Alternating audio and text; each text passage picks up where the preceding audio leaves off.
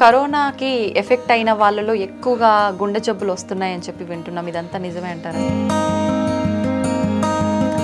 వంశ పారంపర్యంగా కూడా మనకు జెనెటిక్స్ని బట్టి హార్ట్ అటాక్ వచ్చే ఛాన్స్ ఉంటుందని అయితే వింటున్నాం. ఎంతవరకు వచ్చే అవకాశం ఉంటుంది సార్? ఎంత శాతం? జిమ్ చేసే వాళ్ళు ఎక్కువగా సడన్గా పడిపోవడము, అక్కడే స్పాట్లో డెత్ అవ్వడము, ఇలాంటి సంఘటనలు చాలా వింటున్నాం. సార్, ఒకసారి స్టంట్ వేసి అది మూసుకుపోయిన తర్వాత మళ్ళీ స్టంట్ వేయటం అనేది రిస్క్తో కూడుకున్న పని అంటారా? ఒకసారి హార్ట్కి సంబంధించిన సర్జరీ జరిగిన తర్వాత మళ్ళీ వాళ్ళు నార్మల్ లైఫ్ లీడ్ చేయొచ్చండి. సార్, ఆల్కహాల్ తీసుకునే వారికి హార్ట్ అటాక్ వచ్చే అవకాశం ఎంతవరకు ఉంటుంది సార్? కొంతమంది అనుకుంటారు గ్యాస్ట్రిక్ ప్రాబ్లం వల్ల కూడా నొప్పి వస్తుంది అని చెప్పి. ఇది ఆయాసం నార్మల్గా కొంచెం వెయిట్ ఎక్కువ ఉన్న వాళ్ళకి కానీ, కొంతమంది ఎక్కువ ఎక్సర్సైజ్ చేయని వాళ్ళకి కానీ వస్తూనే ఉంటుంది. దీనికి దానికి డిఫరెన్స్ తెలుసుకునే అవకాశం ఉంటుందా సార్? నెగ్లెక్ట్ చేయొద్దండి. గ్యాస్ ట్రబుల్ పెయిన్ అనుకోవద్దండి, లేదా కండరాల నొప్పి అని అనుకోవద్దండి, లేదా ఎముకలు నొస్తున్నాయని అనుకోవద్దండి. గుండె ఆరోగ్యంగా ఉండాలి అంటే ఎల్డిఎల్ హెచ్డిఎల్ లెవెల్స్ అనేవి ఎంతలో ఉంటే హెల్దీగా ఉన్నట్టు సార్? నమస్కారం, వెల్కమ్ టు ఐ డ్రీమ్. నేను మీ విజిత. చాలా మందిలో చూసుకుంటే కరోనా తర్వాత చాలా వయస్సు తక్కువ ఉన్న వాళ్ళలో కూడా గుండె జబ్బులు అనేది ఎక్కువగా చూస్తూ ఉన్నాం. ఎందుకని ఇంత చిన్న వయసులో గుండె జబ్బులు వస్తున్నాయి? అసలు రీజన్ ఏంటి? ఎక్కువగా ఆల్కహాల్, ఆయిల్స్ ఇలాంటివి ఎక్కువగా తీసుకున్న వారిలోనే హార్ట్ అటాక్స్ వచ్చే అవకాశం ఉంటుందా, లేదంటే ప్రతి ఒక్కరిలోనూ గుండె జబ్బు వచ్చే అవకాశం ఉంటుందా? ఇలాంటి మరిన్ని విషయాలు ఇప్పుడు సార్తో మాట్లాడి తెలుసుకుందాం. ప్రస్తుతం నాతో పాటు ఉన్నారు కన్సల్టెంట్ కార్డియాలజిస్ట్ లక్కిరెడ్డి కిరణ్ కుమార్ రెడ్డి గారు. ఇప్పుడు సార్తో మాట్లాడదాం. నమస్కారం సార్. నమస్కారం అండి. సార్, గుండె ఆరోగ్యంగా ఉండాలి అంటే ఎల్డిఎల్ హెచ్డిఎల్ లెవెల్స్ అనేవి ఎంతలో ఉంటే హెల్దీగా ఉన్నట్టు సార్? సో దీన్నే కొలెస్ట్రాల్ అబ్నార్మాలిటీస్ ఆర్ డిస్లిపిడీమియా అంటాం. ఓకే, యూజువల్లీ ఎవ్రీబడి నోస్, అందరికీ తెలిసింది ఏంటంటే LDL cholesterol is the bad cholesterol, HDL cholesterol is the good cholesterol.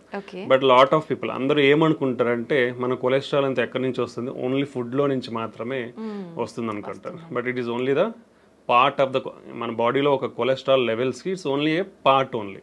అంటే మొత్తం మనం బాడీలో ఉండే కొలెస్ట్రాల్ అంతా ఫుడ్లోనే తీసుకోవట్లేదు. అది ఫస్ట్ పాయింట్ గుర్తుకు పెట్టుకోవాలి.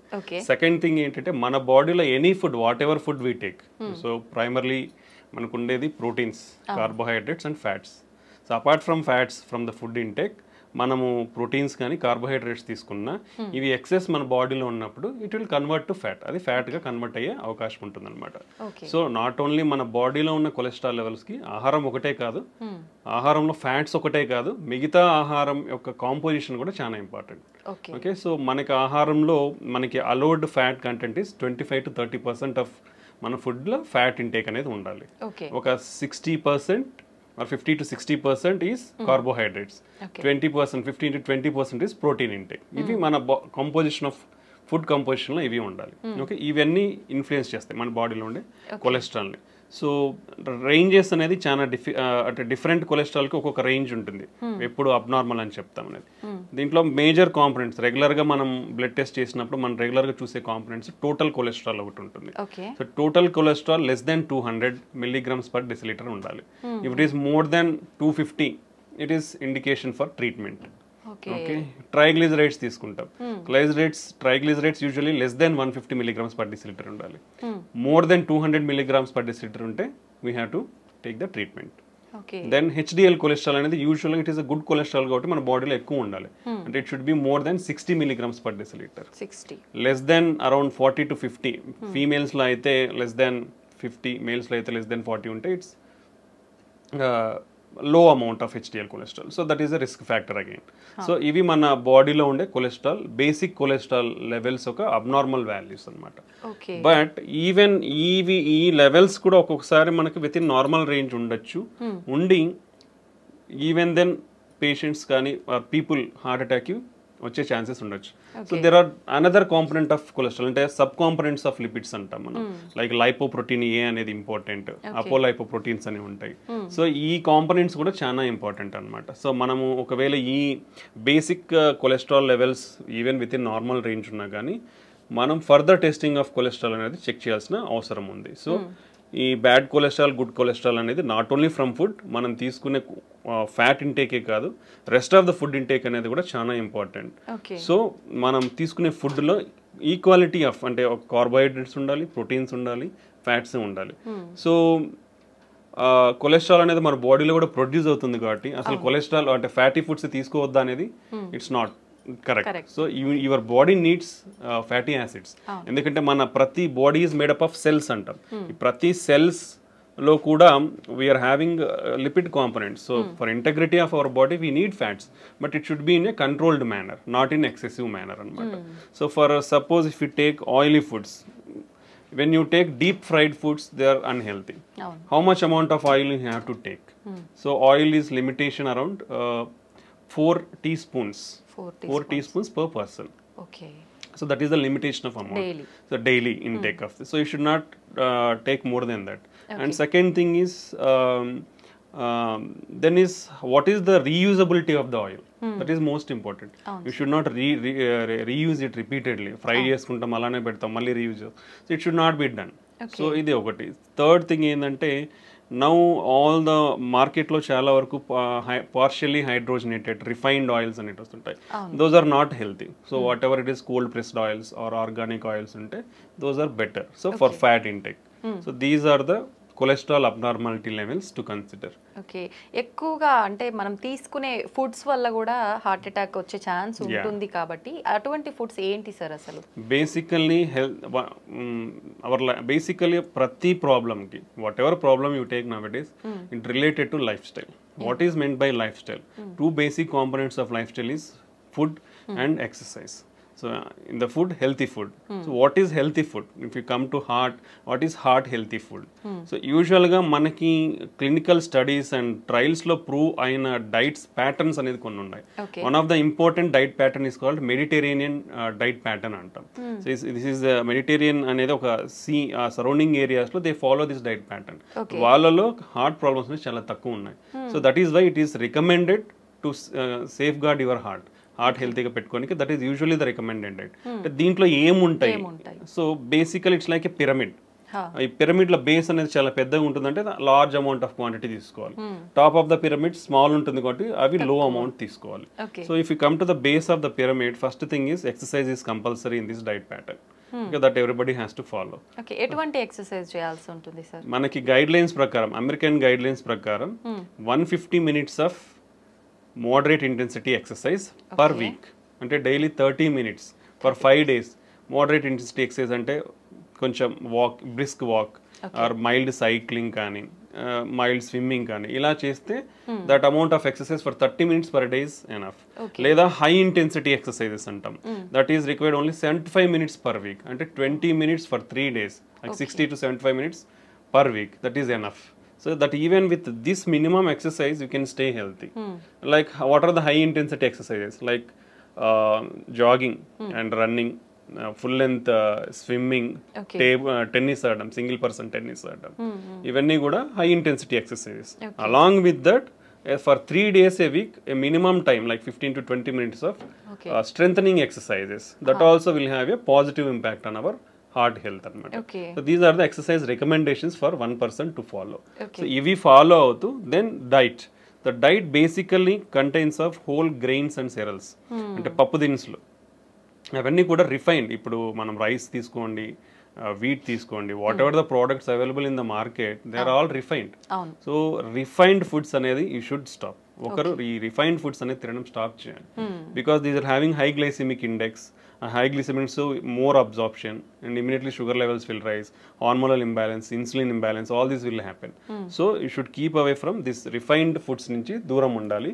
Whole grains like whole wheat, brown rice, unpolished rice, ilanti teeskoni, like millets, other grains, pappu dinuslu ivanni ekku ante minimum daily you should take around 3 servings per day. You have to take these things. Next comes fruits and vegetables. Fruits and vegetables are one of the important component. Vegetarian diet, plant-based diet is much healthier than animal-based diet. Okay. So daily you should take around 4 to 5 servings of fruits and vegetables. In India, if you come, hardly less than 50% of the population in India eat only one time a week.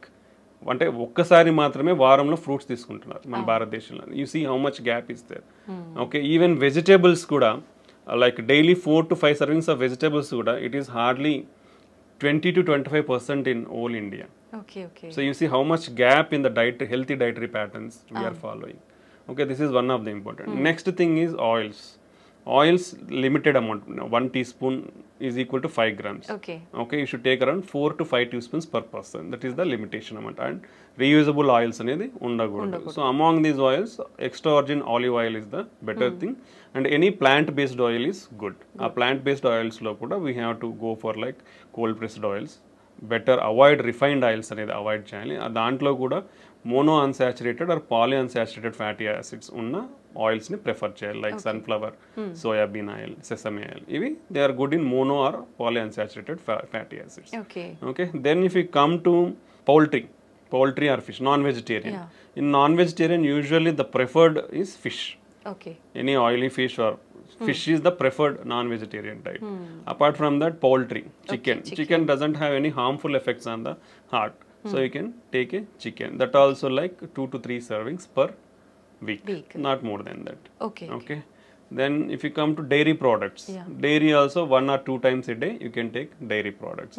Then on the top, which is the minimal amount, like hardly once in a month, or even less than that, all the processed foods and the red meat. Red meat comes like mutton, lamb, sheep, pork, beef. All this comes under red meat. So it is not advisable to take all these things. And all sugar sweetened beverages like cool drinks, which is the very harmful. బయటికి పోతే చాలు cool drink తాగుతారు, అది అలవాటు అయిపోతుంది అందరికి. So అది avoid చేయాలి. బికాస్ అసలు అంటే హార్డ్లీ మంత్లో వన్స్ అని చెప్తున్నాం, ఇక్కడ అందరు చేసేది అంటే డైలీ 3 times తాగుతారు. You see how much harmfulness we are getting into our body. And all the bakery products, like all are coming from the refined wheat. Like maida nunchi bakery products anni samosalu gaani, pufflu gaani, even if you see cakes, lot of cream is there. So all things are refined products only. You should avoid. Hardly less than a month you should eat. But this is the bad thing. ఆ పైన ఉండేదే మనం అందరం కింద ఎక్కువ తింటున్నాం. So this is the unhealthy thing you should not follow. So this healthy diet followడం అనేది చాలా important. If you follow this healthy diet and regular exercise, we can control lot of risk factors like sugar gaani, BP gaani, stress levels gaani. We can reduce all of the things with healthy diet and exercise. Okay, that is the importance of diet and exercise. Sir చాలా మందిలో వింటుంటాము heart attack అనేది sudden గా వస్తుంది, ఇంతకు ముందు ఎప్పుడు ఉండదు, sudden గా వస్తుంది, ఎటువంటి సిమ్టమ్స్ కూడా లేవు, చాలా యాక్టివ్ గా హెల్తీగా ఉన్నారు అని చెప్పి. నిజంగా ప్రతి ఒక్కరిలో కూడా సిమ్టమ్స్ అనేవి కనిపించవంటారా సార్ హార్ట్ అటాక్ వచ్చే ముందు? యూజువల్లీ హార్ట్ అటాక్ అనేది ఎందుకు వస్తుందంటే మన రక్తనాళాలు అంటే గుండె పైన 3 రక్తనాళాలు ఉంటాయి. So left side 2, right side 1. ఇది వైటల్, మన హార్ట్ పంపింగ్ కి మన హార్ట్ కూడా బ్లడ్ సప్లై అవ్వాలి. మన హార్ట్ ఏం చేస్తుంది, మన బాడీకి బ్లడ్ సప్లై చేస్తుంది. బట్ హార్ట్కి కూడా బ్లడ్ సప్లై కావాలంటే ఆ రక్తనాళాల ద్వారా బ్లడ్ అందాలి. ఓకే, సో ఆ రక్తనాళాలలో లోపల అంటే మనం ఇది ట్యూబ్ అనుకుంటే ఈ లోపల ఇన్నర్ లైనింగ్ లో మనకి ప్రాబ్లం అంతా స్టార్ట్ అయ్యింది. ఈ ఇన్నర్ లైనింగ్ లో ఫ్యాట్ అక్యుములేషన్ అనేది depends on various reasons, like genetic factors అవ్వచ్చు, మనం ఇప్పుడు డిస్కస్ చేసిన risk factors like BP, sugar, cholesterol, unhealthy life style, lack of physical activity. ఈ అన్నిటి వల్ల ఏమవుతుందంటే యూజువల్లీ ద జనరల్ ప్రాసెస్ కూడా మనకున్న జెనెటిక్స్ ప్రకారం what are the basic physiology, మనకు ఒక ప్రాసెస్ అంటే ఒక మనిషి పుట్టిన తర్వాత ఒక ప్రాసెస్ ఏంటంటే కొలెస్ట్రాల్ అక్యుములేషన్ అనేది అంటే కొవ్వు అనేది పేరుకుపోవడం 10 to 20 years నుంచే స్టార్ట్ అయిపోతుందండి అందరిలోనూ, ప్రతి ఒక్కరిలో. Okay, that is common for all. Okay, అది స్టార్ట్ అవుతుంది around from 20 years it will start. అది ఫర్దర్గా ఎలా హార్ట్ అటాక్ దారి తీస్తుంది అనేది it depends on all these risk factors we discussed. Okay, that's the main thing. So దీంట్లో 2 రకాలు అనమాట. ఈ కొవ్వు అనేది నిదానంగా మన లెవెల్స్ని బట్టి పేరుకుపోతూ వస్తుంటుంది. సో 10% ఉండొచ్చు, 20%, 50%, 70%. If it is more than 70% block ఉంటే మనకి గుండెకి అనేది రక్తం అనేది సరిగా అందక మన హార్ట్ అనేది స్ట్రెస్కు గురి అవుతుంది. ఓకే, ఇది ఒక మెథడాలజీ. సో అలా స్ట్రెస్కు గురైనప్పుడు ఏమవుతుంది, ఇప్పుడు నేను నడుచుకుంటూ పోతున్నాను ఫాస్ట్గా, నాకు ఎక్సర్సైజ్ ఉన్నప్పుడు మన బాడీకి స్ట్రెస్ గురైనప్పుడు ఏమవుతుందంటే మనకు పంపింగ్ ఎక్కువ కావాలి. పంపింగ్ ఎక్కువ కావాలంటే హార్ట్కి బ్లడ్ అనేది ఎక్కువ అందాలి. ఎప్పుడైతే ఈ బ్లాక్ ఉంటుందో, లైక్ ఇప్పుడు ఇలా ఉంది, ఒక ట్యూబ్ ఉంది అనుకోండి, వాటర్ ఫ్లో అవుతుంది, ఇప్పుడు కంప్లీట్ గా నార్మల్ గా ఉన్నప్పుడు ఫాస్ట్ గా ఫ్లో అవుతుంది. అదే నువ్వు హాఫ్ బ్లాక్ అయిపోయింది అనుకోండి, స్లో వస్తుంది. లైక్ ద సేమ్ వే మన హార్ట్ గుండె రక్తనాళాల్లో కూడా ఈ బ్లడ్ అనేది ఈ బ్లడ్ వెజల్ అనేది మూసుకుపోయింది అనుకోండి 70%, బ్లడ్ సప్లై అనేది తగ్గిపోతుంది. తగ్గిపోయినప్పుడు హార్ట్ పంపింగ్ అనేది తగ్గుతుంది. అప్పుడు మనకు సిమ్టమ్స్ లైక్ నడిచినప్పుడు కానీ, ఏదైనా పని చేసినప్పుడు కానీ, స్ట్రెస్లో ఉన్నప్పుడు ఆయాసం రావడము, ఛాతీ నొప్పి రావడము, కళ్ళు తిరగడము, వీక్నెస్ లాగా ఉండడము, ఇలా మేనిఫెస్ట్ అవుతుంది కొందరిలో. ఇది అంటే మేజర్ హార్ట్ అటాక్ రాకముందు, సడన్ హార్ట్ అటాక్ రాకముందు ఇలాంటి సిమ్టమ్స్ ఫేస్ అయ్యే ఛాన్స్ ఉంటుంది. బట్ చాలా మంది ఏం చేస్తారంటే ఇవి ఏజ్ తో రిలేటెడ్ అలా వచ్చినాయి అనుకోవడమో, లేదంటే నేను పని చేసినాను కాబట్టి పని చేస్తే ఇలా ఉంటాయి అనుకోవడం అనేది నెగ్లెక్ట్ చేస్తారు. సో ఆ నెగ్లిజెన్స్ వల్ల వీళ్ళు రికగ్నైజ్ చేయకపోవడం వల్ల సడన్ గా హార్ట్ అటాక్ కి గురవుతారు. బట్ ఇది ఒక కాంపోనెంట్ అయితే, ఇప్పుడు మనం 70% అయితే మనకు సిమ్టమ్స్ తెలుస్తాయి. But even sudden heart attacks అనేది ఈ మెకానిజం వేరు. ఈ సడన్ హార్ట్ అటాక్ లో ఏమవుతుందంటే, ఫర్ సపోజ్ 20% బ్లాకే ఉంది మనకి, 20% బ్లడ్ ఫ్లో బాగానే ఉంటుంది. బట్ ఈ అన్కంట్రోల్ షుగర్ కానీ, బీపీ ఎక్కువైనప్పుడు కానీ, లేదా స్ట్రెస్ గురైనప్పుడు కానీ, ఇలా ఏమవుతుందంటే ఈ పొర ఉంటుంది, ఏది కొలెస్ట్రాల్ పెరిగిపోయిన దాని మీద పొర, అది సడన్ గా రప్చర్ అయిపోతుంది, బర్స్ట్ అయిపోతుంది. బర్స్ట్ అయినప్పుడు ఈ లోపల ఉండేటివి బ్లడ్లో ఎక్స్పోజ్ అవడం వల్ల మన బ్లడ్లో ఉండే ప్లేట్లెట్స్ కోయాగులేషన్ ఫ్యాక్టర్స్, అంటే బ్లడ్ క్లాటింగ్ ఫ్యాక్టర్స్ అంటాం, ప్లేట్లెట్స్, అవి సడన్గా వచ్చేసి అక్కడ అన్ని చేరుకుపోతాయి. చేరుకుపోయినట్టు ఇమీడియట్గా బ్లడ్ వెజల్ అనేది బ్లాక్ అవుతుంది. ఇమీడియట్గా బ్లాక్ అయినప్పుడు సడన్ హార్ట్ అటాక్ వస్తుంది అనమాట. ఇది సడన్ హార్ట్ అటాక్ రానికి ముఖ్య కారణం. ఓకే, సో దానికి మనము ప్రియంటివ్గా మనకున్న రిస్క్ ఫ్యాక్టర్స్ని చెక్ చేసుకోవడం, రెగ్యులర్గా ఉన్న వాటిని కంట్రోల్లో పెట్టుకోవడం, హెల్తీ లైఫ్ స్టైల్ ఫాలో అవడం వల్ల ఇవన్నీ తగ్గించుకునే ఛాన్స్ ఉంటుంది. But we can't completely prevent, we can reduce the chances, but we can't completely prevent. Okay, ఇది mechanism of heart attack. So ప్రీవియస్గా ఏ సిమ్టమ్స్ లేని వాళ్ళు కూడా ఈ 20% ప్లాక్స్ అనేది సడన్ గా బర్స్ట్ అయినప్పుడు సడన్ హార్ట్ అటాక్ వచ్చే అవకాశం ఉంటుంది అనమాట. ఓకే, ఇది అక్యూట్ హార్ట్ అటాక్ అంటాం. మనం ఫస్ట్ ప్రీవియస్గా స్లోగా నడిచేటప్పుడు వచ్చేదాన్ని chronic coronary syndromes, chronic heart attack లాగా చెప్పొచ్చు అనమాట. ఇది మనకు హార్ట్ అటాక్ వచ్చే విధానం. ఓకే సార్, ఇందాక మీరు కూడా చెప్పారు చాలా మంది నెగ్లెక్ట్ చేస్తారు ఇలాంటి సిమ్టమ్స్ ఉన్నప్పుడు అని. కొంతమంది అనుకుంటారు గ్యాస్ట్రిక్ ప్రాబ్లం వల్ల కూడా నొప్పి వస్తుంది అని చెప్పి, అది ఇది ఆయాసం నార్మల్ గా కొంచెం వెయిట్ ఎక్కువ ఉన్న వాళ్ళకి కానీ, కొంతమంది ఎక్కువ ఎక్సర్సైజ్ చేయని వాళ్ళకి కానీ వస్తూనే ఉంటుంది. దీనికి దానికి డిఫరెన్స్ తెలుసుకునే అవకాశం ఉంటుందా సార్? ఇప్పుడు యూజువల్ గా హార్ట్ అటాక్ లో వచ్చే పెయిన్ ఏంటంటే, మనం ఛాతీ చాలా బరువు ఉంటుంది అనమాట. అంటే ఒక 100 kgs వెయిట్ పెట్టినట్లు ఉంటుంది మన ఛాతీ మీద, ప్రెషర్ ఫీల్ అవుతాం. ఓకే, నొప్పి కాదు, basically it's like discomfort. Heavy బరువు పెట్టేస్తే ఏమవుతుంది, ఊపిరి ఆడకుండా అవుతుంది. సో ఆ బరువుతో పాటే మనకి ఈ ఊపిరి ఆడకుండా ఉండే సెన్సేషన్ తెలుస్తుంది అనమాట. So that is typical of heart attack. Okay, అది చాలా ఇంపార్టెంట్. అలా కాకుండా సమ్ టైమ్స్ సూదులు కూర్చున్నట్లు ఉండడం కానీ, లేదా ఏదో మైల్డ్గా నలతగా ఉండి మైల్డ్ పెయిన్ తెలుస్తూ ఉంది, లేదా ఆ పెయిన్ ఇట్లా చేతికంతా పాకుతున్నట్లు తెలియడము, దాంతోపాటు వామిటింగ్ వచ్చిన సెన్సేషన్ ఉండడం కానీ, లేదా కళ్ళు తిరిగినట్లు ఉండే అవకాశం ఉంటుంది. ఓకే, చెమటలు పట్టిపోతాయి, చాలా ఎక్కువ పట్టిపోతాయి చెమటలు. సో ఇలా కూడా సిమ్టమ్స్ ఉండొచ్చు అనమాట. Okay, so but gastric pain ఎలా ఉంటుంది యూజువల్గా ఏంటంటే, మనకి కొంచెం ఈ పొత్తి కడుపులో మంటగా ఉంటుంది, మంటగా ఉండి ఆ పైకి గ్యాస్ట్రిక్ రిఫ్లక్స్ అంటాం, యాసిడ్ కాబట్టి ఆ రిఫ్లెక్స్ కూడా ఇక్కడ నుంచి ఇక్కడ వరకు కూడా మనకు బర్నింగ్ ఉంటుంది గొంతు వరకు. యూజువల్గా గ్యాస్ట్రిక్ పెయిన్ అలా ఉంటుంది అనమాట. But any type of pain, అంటే మనం డిస్క్రైబ్ చేసుకున్న పెయినే హార్ట్ అటాక్ ఉండాల్సిన అయితే ఉండదు, అది టిపికల్. అలా ఉంటే కంపల్సరీ హార్ట్ అటాక్. బట్ అలా కాకుండా కూర్చున్నట్లున్న పెయిన్గా ఉన్న అది కూడా హార్ట్ అటాక్ అయి ఉండొచ్చు. Okay, any pain. That's why నేను ఎప్పుడు ప్రతి ఇంటర్వ్యూలో ప్రతి ఒక్కరికి నేను ఒకటే చెప్తాను, నీకు ఎటువంటి ఛాతీ నొప్పి వచ్చినా ఒక 30 సంవత్సరాలు 40 సంవత్సరాలు దాటిన తర్వాత నెగ్లెక్ట్ చేయొద్దండి. గ్యాస్ ట్రబుల్ పెయిన్ అనుకోవద్దండి, లేదా కండరాల నొప్పి అని అనుకోవద్దండి, లేదా ఎముకలు నొస్తున్నాయని అనుకోవద్దండి. మీకు ఆ నొప్పి తగ్గట్లేదు, విపరీతమైన నొప్పి ఉంది, ఆ ఇంటెన్సిటీ అంటాం, పెయిన్ ఇంటెన్సిటీ అంటాం, మైల్డ్గా ఉంది, పెరుగుతుంది, ఆ ఇంటెన్సిటీ అలా పెరుగుతూ ఉన్నా, సో అలాంటప్పుడు ఇమ్మీడియట్గా ఒకే ఒక చిన్న టెస్ట్, ఈసీజీ టెస్ట్ అంటాం. జస్ట్ హాస్పిటల్ ఎక్కడికి పోయినా, ఏ చిన్న క్లినిక్కి పోయినా majority of the times diagnostic సెంటర్లలో కూడా ఈసీజీ అవైలబిలిటీ ఉంటుంది. సో అలా ఇబ్బంది ఉన్న వాళ్ళు ఒక చిన్న ECG that cost very less than around 200 to 300 కంటే ఎక్కువ ఉండదు ఈసీజీ అనేది. ఓకే, సో ఎక్కడికి పోయినా అలాంటి ఈసీజీ అనేది తీస్తారు. సో ఆ చెస్ట్ పెయిన్ అనేది ఎటువంటి చెస్ట్ పెయిన్ ఉన్నా ఒక ఈసీజీ తీసుకుంటే ప్రాణం కాపాడుకోవచ్చు. ఎందుకంటే అక్యూట్ హార్ట్ అటాక్ ఈసీజీలో చాలా ఈజీగా తెలిసిపోతుంది. సో దాంట్లో హార్ట్ అటాక్ చేంజెస్ ఉన్నాయా, ఇమీడియట్గా డాక్టర్స్ అక్కడ ఉన్న అవైలబిలిటీ ఉంటే ట్రీట్మెంట్ ఇస్తారు, లేదంటే రెఫర్ చేస్తారు. ఒకవేళ అది నార్మల్గా ఉందంటే ఊపిరి పీల్చుకొని then you can evaluate slowly. Okay, so any type of chest pain, ఎటువంటి ఛాతి నొప్పి ఉన్నా కానీ ఏ మాత్రం నిర్లక్ష్యం చేయకుండా ఇమీడియట్గా ఒక ఈసీజీ టెస్ట్ తీసుకొని మీ ప్రాణాలను కాపాడుకోండి. That's the good thing. Sir, once pain వచ్చింది అనగానే వెంటనే టెన్షన్ ఎక్కువైపోతుంది, అసలు పక్కన ఉన్న వాళ్ళకి కూడా ఏం చేయాలనేది అర్థం కాదు.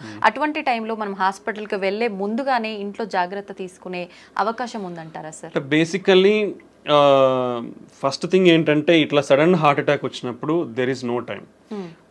Even with this latest technological advancements మనకు ఇంతకుముందు హార్ట్ అటాక్ ఎలా కనుక్కోవాలో రీచబిలిటీ ఉండేది కాదు, ఏది ఇన్వెస్టిగేషన్స్ కానీ. ఇప్పుడు ఎక్కడికి పోయినా ఏ చిన్న విలేజ్కి కానీ చిన్న టౌన్కి వెళ్ళినా ఇవి ఫాస్ట్గా వెళ్ళొచ్చు, ఈసీజీ తీయించుకోవచ్చు, డయాగ్నోస్ చేసుకోవచ్చు. ఇంత అడ్వాన్స్మెంట్స్ ఇన్ ట్రాన్స్పోర్టేషన్ ఉన్న, టెక్నాలజీలో ఉన్న, ఈవెన్ ఇప్పటికీ కూడా before reaching the hospital 50% of the people die at home or during the transport to hospital. So that much severity is the heart attack. So it doesn't give time. Basically it doesn't give time. It depends on lot of factors. Heart attack వచ్చిన వాళ్ళు సడన్గా చనిపోవచ్చు. ఇంట్లో ఇప్పుడు మీరు మనం చాలానే వింటుంటాం, నిద్రలోనే చనిపోయినారు. ఇట్ విల్ హ్యావ్ సడన్గా బ్లాక్ అయినప్పుడు ఏమవుతుందంటే ఈ మన కండరం అనేది ఎలక్ట్రికల్ సిస్టమ్ ఉంటుంది బాడీలో, అది సడన్గా బ్లడ్ ఫ్లో తగ్గిపోవడం వల్ల ఫిబ్రిలేట్ అవుతుంది అనమాట. ఫిబ్రిలేట్ అంటే హార్ట్ రేట్ అనేది ఫాస్ట్ కొట్టుకుంటుంది. సో అది రికగ్నైజ్ చేసే లోపలనే పేషెంట్ విల్ డై. బికాస్ చాలా మందికి తెలియదు how to recognise it. Okay, that's why immediately when the person ఎవరైతే కొలాప్స్ అయిపోయి పడిపోతారో వాళ్ళకి మనం ఇంటికి సిపిఆర్ అనేది స్టార్ట్ చేయమని చెప్తాం. So that will give time. అంటే ఒక మెడికల్ పర్సన్ వచ్చి ట్రీట్మెంట్ ఇచ్చే లోపల ఇట్ విల్ గివ్ టైమ్. ఎందుకంటే మనం ప్రెస్ చేసినప్పుడు బ్లడ్ సర్క్యులేషన్ అనేది జరుగుతుంది కాబట్టి it will keep our brain and other organs intact కాబట్టి. సో ఇప్పటికీ కూడా 50% of the heart attacks can't reach hospital. So కాబట్టి ఇటువంటి వారు ఫస్ట్ ప్రికాషనరీ మెజర్స్ ఏంటంటే స్క్రీనింగ్ ప్రోగ్రామ్స్. ఎందుకంటే మన లైఫ్ స్టైల్ మనల్ని ఈ ఎరాలోకి తోసేసింది. మనం అందరం కూడా వర్స్ట్ లైఫ్ స్టైల్లోనే ఉన్నాం. Everybody is like that. Okay, 30 years దాటితే బీ కేర్ఫుల్, 40 years దాటితే ఇంకా be careful. So annual screening checkups that is most important. That is every if you తీసుకుంటే బీపీ కానీ షుగర్ కానీ 1 in 3 persons are undiagnosed. Okay, so ఎవరికి తెలియదు. Hospital పోతే BP ఉందన్నారు, హాస్పిటల్ పోతే షుగర్ ఉందన్నారు అని చెప్తారు. సో మనకు తెలియదు చాలా జబ్బులు మనకు ఉన్నాయని, బికాస్ అర్లీ స్టేజెస్ లో మేనిఫెస్ట్ కావు సిమ్టమ్స్ అనేది. So we have to identify through some investigations. So annual screening programmes అనేది చాలా important. Okay, second thing, BP కానీ షుగర్ కానీ కొలెస్ట్రాల్ అబ్నార్మాలిటీస్ ఉన్న వాళ్ళు కానీ వీళ్ళందరూ చాలా జాగ్రత్తగా ఇప్పుడు బీపీ ఉన్న వాళ్ళు they have to keep 1 BP monitor in their home. ఇప్పుడు ఎందుకంటే హాస్పిటల్లో చూసే బీపీ వాల్యూస్ కంటే ఇంట్లో ఉన్న బీపీ వాల్యూస్ చాలా యాక్యురేట్ ఉంటుంది. దట్ హోమ్ బీపీ బేస్డ్ ట్రీట్మెంట్సే ఇస్తాం మేము కూడా. ఇఫ్ సంబడి ఎవరన్నా ఇంట్లో బీపీ రెగ్యులర్గా నోట్ చేసుకుంటున్నారంటే ఆఫీస్లో ఒక 20 వరకు ఎక్కువ ఉండొచ్చు because of anxiety are lot of things. Okay, home BP monitoring అనేది చాలా ఇంపార్టెంట్ బీపీ కంట్రోల్లో పెట్టుకోండి. ఓకే, రెగ్యులర్గా బీపీ మిషన్ అనేది పెట్టుకోవాలి. బీపీ షుగర్ ఉన్న వాళ్ళు కూడా అట్లీస్ట్ మంత్లీ చెక్ చేయించుకోవాలి. ఎవ్రీ 3 months HbA1c టెస్ట్ అనేది ఒకటి చేసుకోవాలి. Okay, strict control of BP and diabetes చేసుకోవాలి. కొలెస్ట్రాల్ లెవెల్స్ కూడా స్ట్రిక్ట్ కంట్రోల్లో ఉండాలి. Healthy lifestyle, take healthy food. అవసరమైనంత మాత్రమే తినండి, అనవసరంగా ఏదో ఇప్పుడు ఏంటంటే అవైలబిలిటీ ఈజీ అయిపోయింది. If you see some 30 years back people are dying from malnutrition. Food కానీ ఇవన్నీ అందక చనిపోయేవాళ్ళు. బట్ ఇప్పుడు అంతా బికాస్ మాల్ న్యూట్రిషన్ వల్ల ఫుడ్ వల్ల ఇట్లా అయిపోతున్నారని గవర్నమెంట్స్ అన్ని ఏం చేశారంటే policies easy availability of food చేసేసాయి. లైక్ ఫ్రీ పథకాలు కానీ అంటే చాలా ప్రొవిజన్స్ ఇచ్చేసారు, ఎవరు కూడా ఆకలితో చావకూడదు అనేసి. ఇప్పుడు ఈజీ అవైలబిలిటీ ఆఫ్ ఫుడ్ అయిపోయింది. So you don't have to move out to get food. So easy availability of food అయిపోయిన తర్వాత వచ్చింది కదా ఉంది కదా అని తినేస్తా ఉన్నారు. That will lead to lot of problems. So take your healthy diet, take required proportions only. And do regular exercise. So ఇలా ప్రికాషనరీ మెజర్స్ తీసుకుంటే మనము ఈ హార్ట్ అటాక్ సడన్ గా వచ్చే దాని నుంచి ప్రివెంట్ చేసుకోవచ్చు. బట్ బిఫోర్ ఎనీథింగ్ అంటే ఒక హార్ట్ అటాక్ వచ్చే ముందర మనకి మినిమం కొంచెం ఛాతి నొప్పి కానీ ఆయాసంగా ఫీల్ అవ్వడం, ఆ ఆయాసంతో యాంగ్జైటీ, ఎయిర్ హంగర్ అంటాం, మనకి ఏదో గాలి ఆడట్లేదు అనిపిస్తుంది, ఓకే యాంగ్జైటీ స్టార్ట్ అవుతుంది, చెమటలు పట్టచ్చు, వామిటింగ్ సెన్సేషన్ ఉండొచ్చు, సో చెయ్యి లాగచ్చు, ఇలాంటి మైల్డ్ ప్రికాషనరీ సైన్స్ ఉంటాయి. పర్టికులర్లీ మనం తీసుకుంటే డయాబెటీస్ కానీ, ఎల్డర్లీ మోర్ దాన్ 60-65 ఇయర్స్ వాళ్ళలో కానీ, ఫీమేల్స్ కానీ పర్టికులర్లీ ఈ 3 కేటగిరీలో సిమ్టమ్స్ అనేది చాలా తక్కువగా తెలుస్తాయి. ఛాతి నొప్పి వచ్చినా దే కాంట్ రికగ్నైజ్, ఎందుకంటే మైల్డ్గా ఉంటాయి వాళ్ళలో. సో ఆ మైల్డ్ది నెగ్లెక్ట్ చేస్తే more dangers. So particularly females, elderly people more than 60-65 years and diabetes ఉన్న వాళ్ళు ఎంత మైల్డ్ సిమ్టమ్ ఉన్నా ఇమీడియట్గా they should go to hospital and evaluate. దాన్ని సరి చేసుకుంటే మనము అర్లీగా రికగ్నైజ్ చేసుకొని will prevent further complications.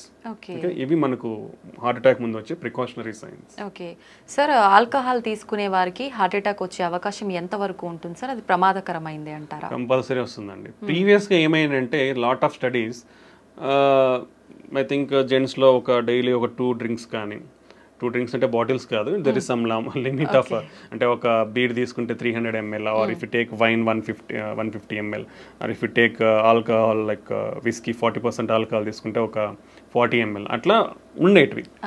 Like 2 drinks per day for men and 1 drink per day for women అనేది. But all the recent guidelines for the past 2 years మనకు వచ్చిన clinical trials and studies, what ever alcohol you take it is risky only.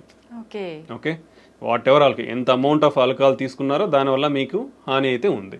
So better completely avoid alcohol intake. Okay, that's the recent studies shown us. Previous గా ఏదో some health benefits అని అందరూ అనుకుంటా ఉండేవాళ్ళు, but there is nothing like that. Whatever amount of alcohol you take, your మీ health అనేది damage అవుతూ వస్తుంది. Some day it will accumulate and cause major big problems అన్నమాట.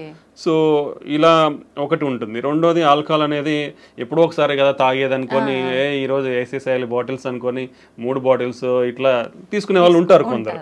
ఎప్పుడో ఒకసారి తీసుకుంటున్నాను కదా, అది కూడా రాంగ్. ఎందుకంటే అంత బింజ్ ఆల్కహాల్ డ్రింకింగ్ అంటాం దాన్ని. సో ఆ బింజ్ ఆల్కహాల్ డ్రింకింగ్ ఏమవుతుందంటే హార్ట్ రేట్ అబ్నార్మాలిటీస్ ఉంటాయి. హార్ట్ రేట్ అబ్నార్మాలిటీస్, సడన్ గా హార్ట్ రేట్ ఎక్కువైపోయి patient may die. Okay, so binge alcohol drinking avoid completely. Okay, that is second most important. Chronic alcohol intakes, రోజు 2 తీసుకుంటున్నా, 3 తీసుకుంటున్నా, నాకేమైతుంది, నేను బాగున్నా కదా, టెస్ట్లన్నీ చేయించుకున్నా నార్మల్గా ఉన్నాయి, పోయినసారి చేయించుకున్నా, ఈసారి చేయించుకున్నాను నార్మల్గా ఉన్నాయి అనుకుంటారు. But some day your heart is going to fail. So alcoholic cardiomyopathy అంటాం. ఒకసారి హార్ట్ ఫెయిల్ అయ్యి ఇర్రివర్సిబుల్ స్టేజ్లోకి వెళ్ళింది అనుకోండి, నథింగ్ విల్ హెల్ప్. ఎన్ని మందులు అన్నా ఏం చేసినా నీకు మళ్ళీ నార్మల్ ఫంక్షన్కి రాదు. వీ హ్యాడ్ సీన్ యంగ్స్టర్స్ ఆ స్టేజ్కి పోవడం కూడా మేము చూసాము. కంప్లీట్గా రోజు తాగే వాళ్ళను చూసి వాళ్ళ irreversible stage of heart failure అంటాం, అక్కడికి వెళ్ళిన వాళ్ళని చూసాము. నెక్స్ట్ వీళ్ళల్లో ట్రైగ్లిజరైడ్ అబ్నార్మాలిటీస్ వచ్చే ఛాన్స్ ఉంటుంది, దెన్ హార్ట్ అటాక్స్ వచ్చే ఛాన్స్ ఉంటుంది. Okay, even they are more prone to liver disease, chronic liver disease and cirrhosis అంటాం, ప్యాంక్రటైటిస్ అంటాం. సో లాట్ ఆఫ్ కాంప్లికేషన్, అంటే not only heart, it will damage other organs also. So when ఒకసారి ఇది హానిగా అనిపిస్తుంది అంటే you should get away from effect అవుతుంది. So you should get away from them. Better don't take alcohol. అలవాటు ఉన్న వాళ్ళు కూడా, if it is difficult for you to stop, reduce your amount slowly and completely stop it and stay healthy. Okay, అది alcohol related side effects.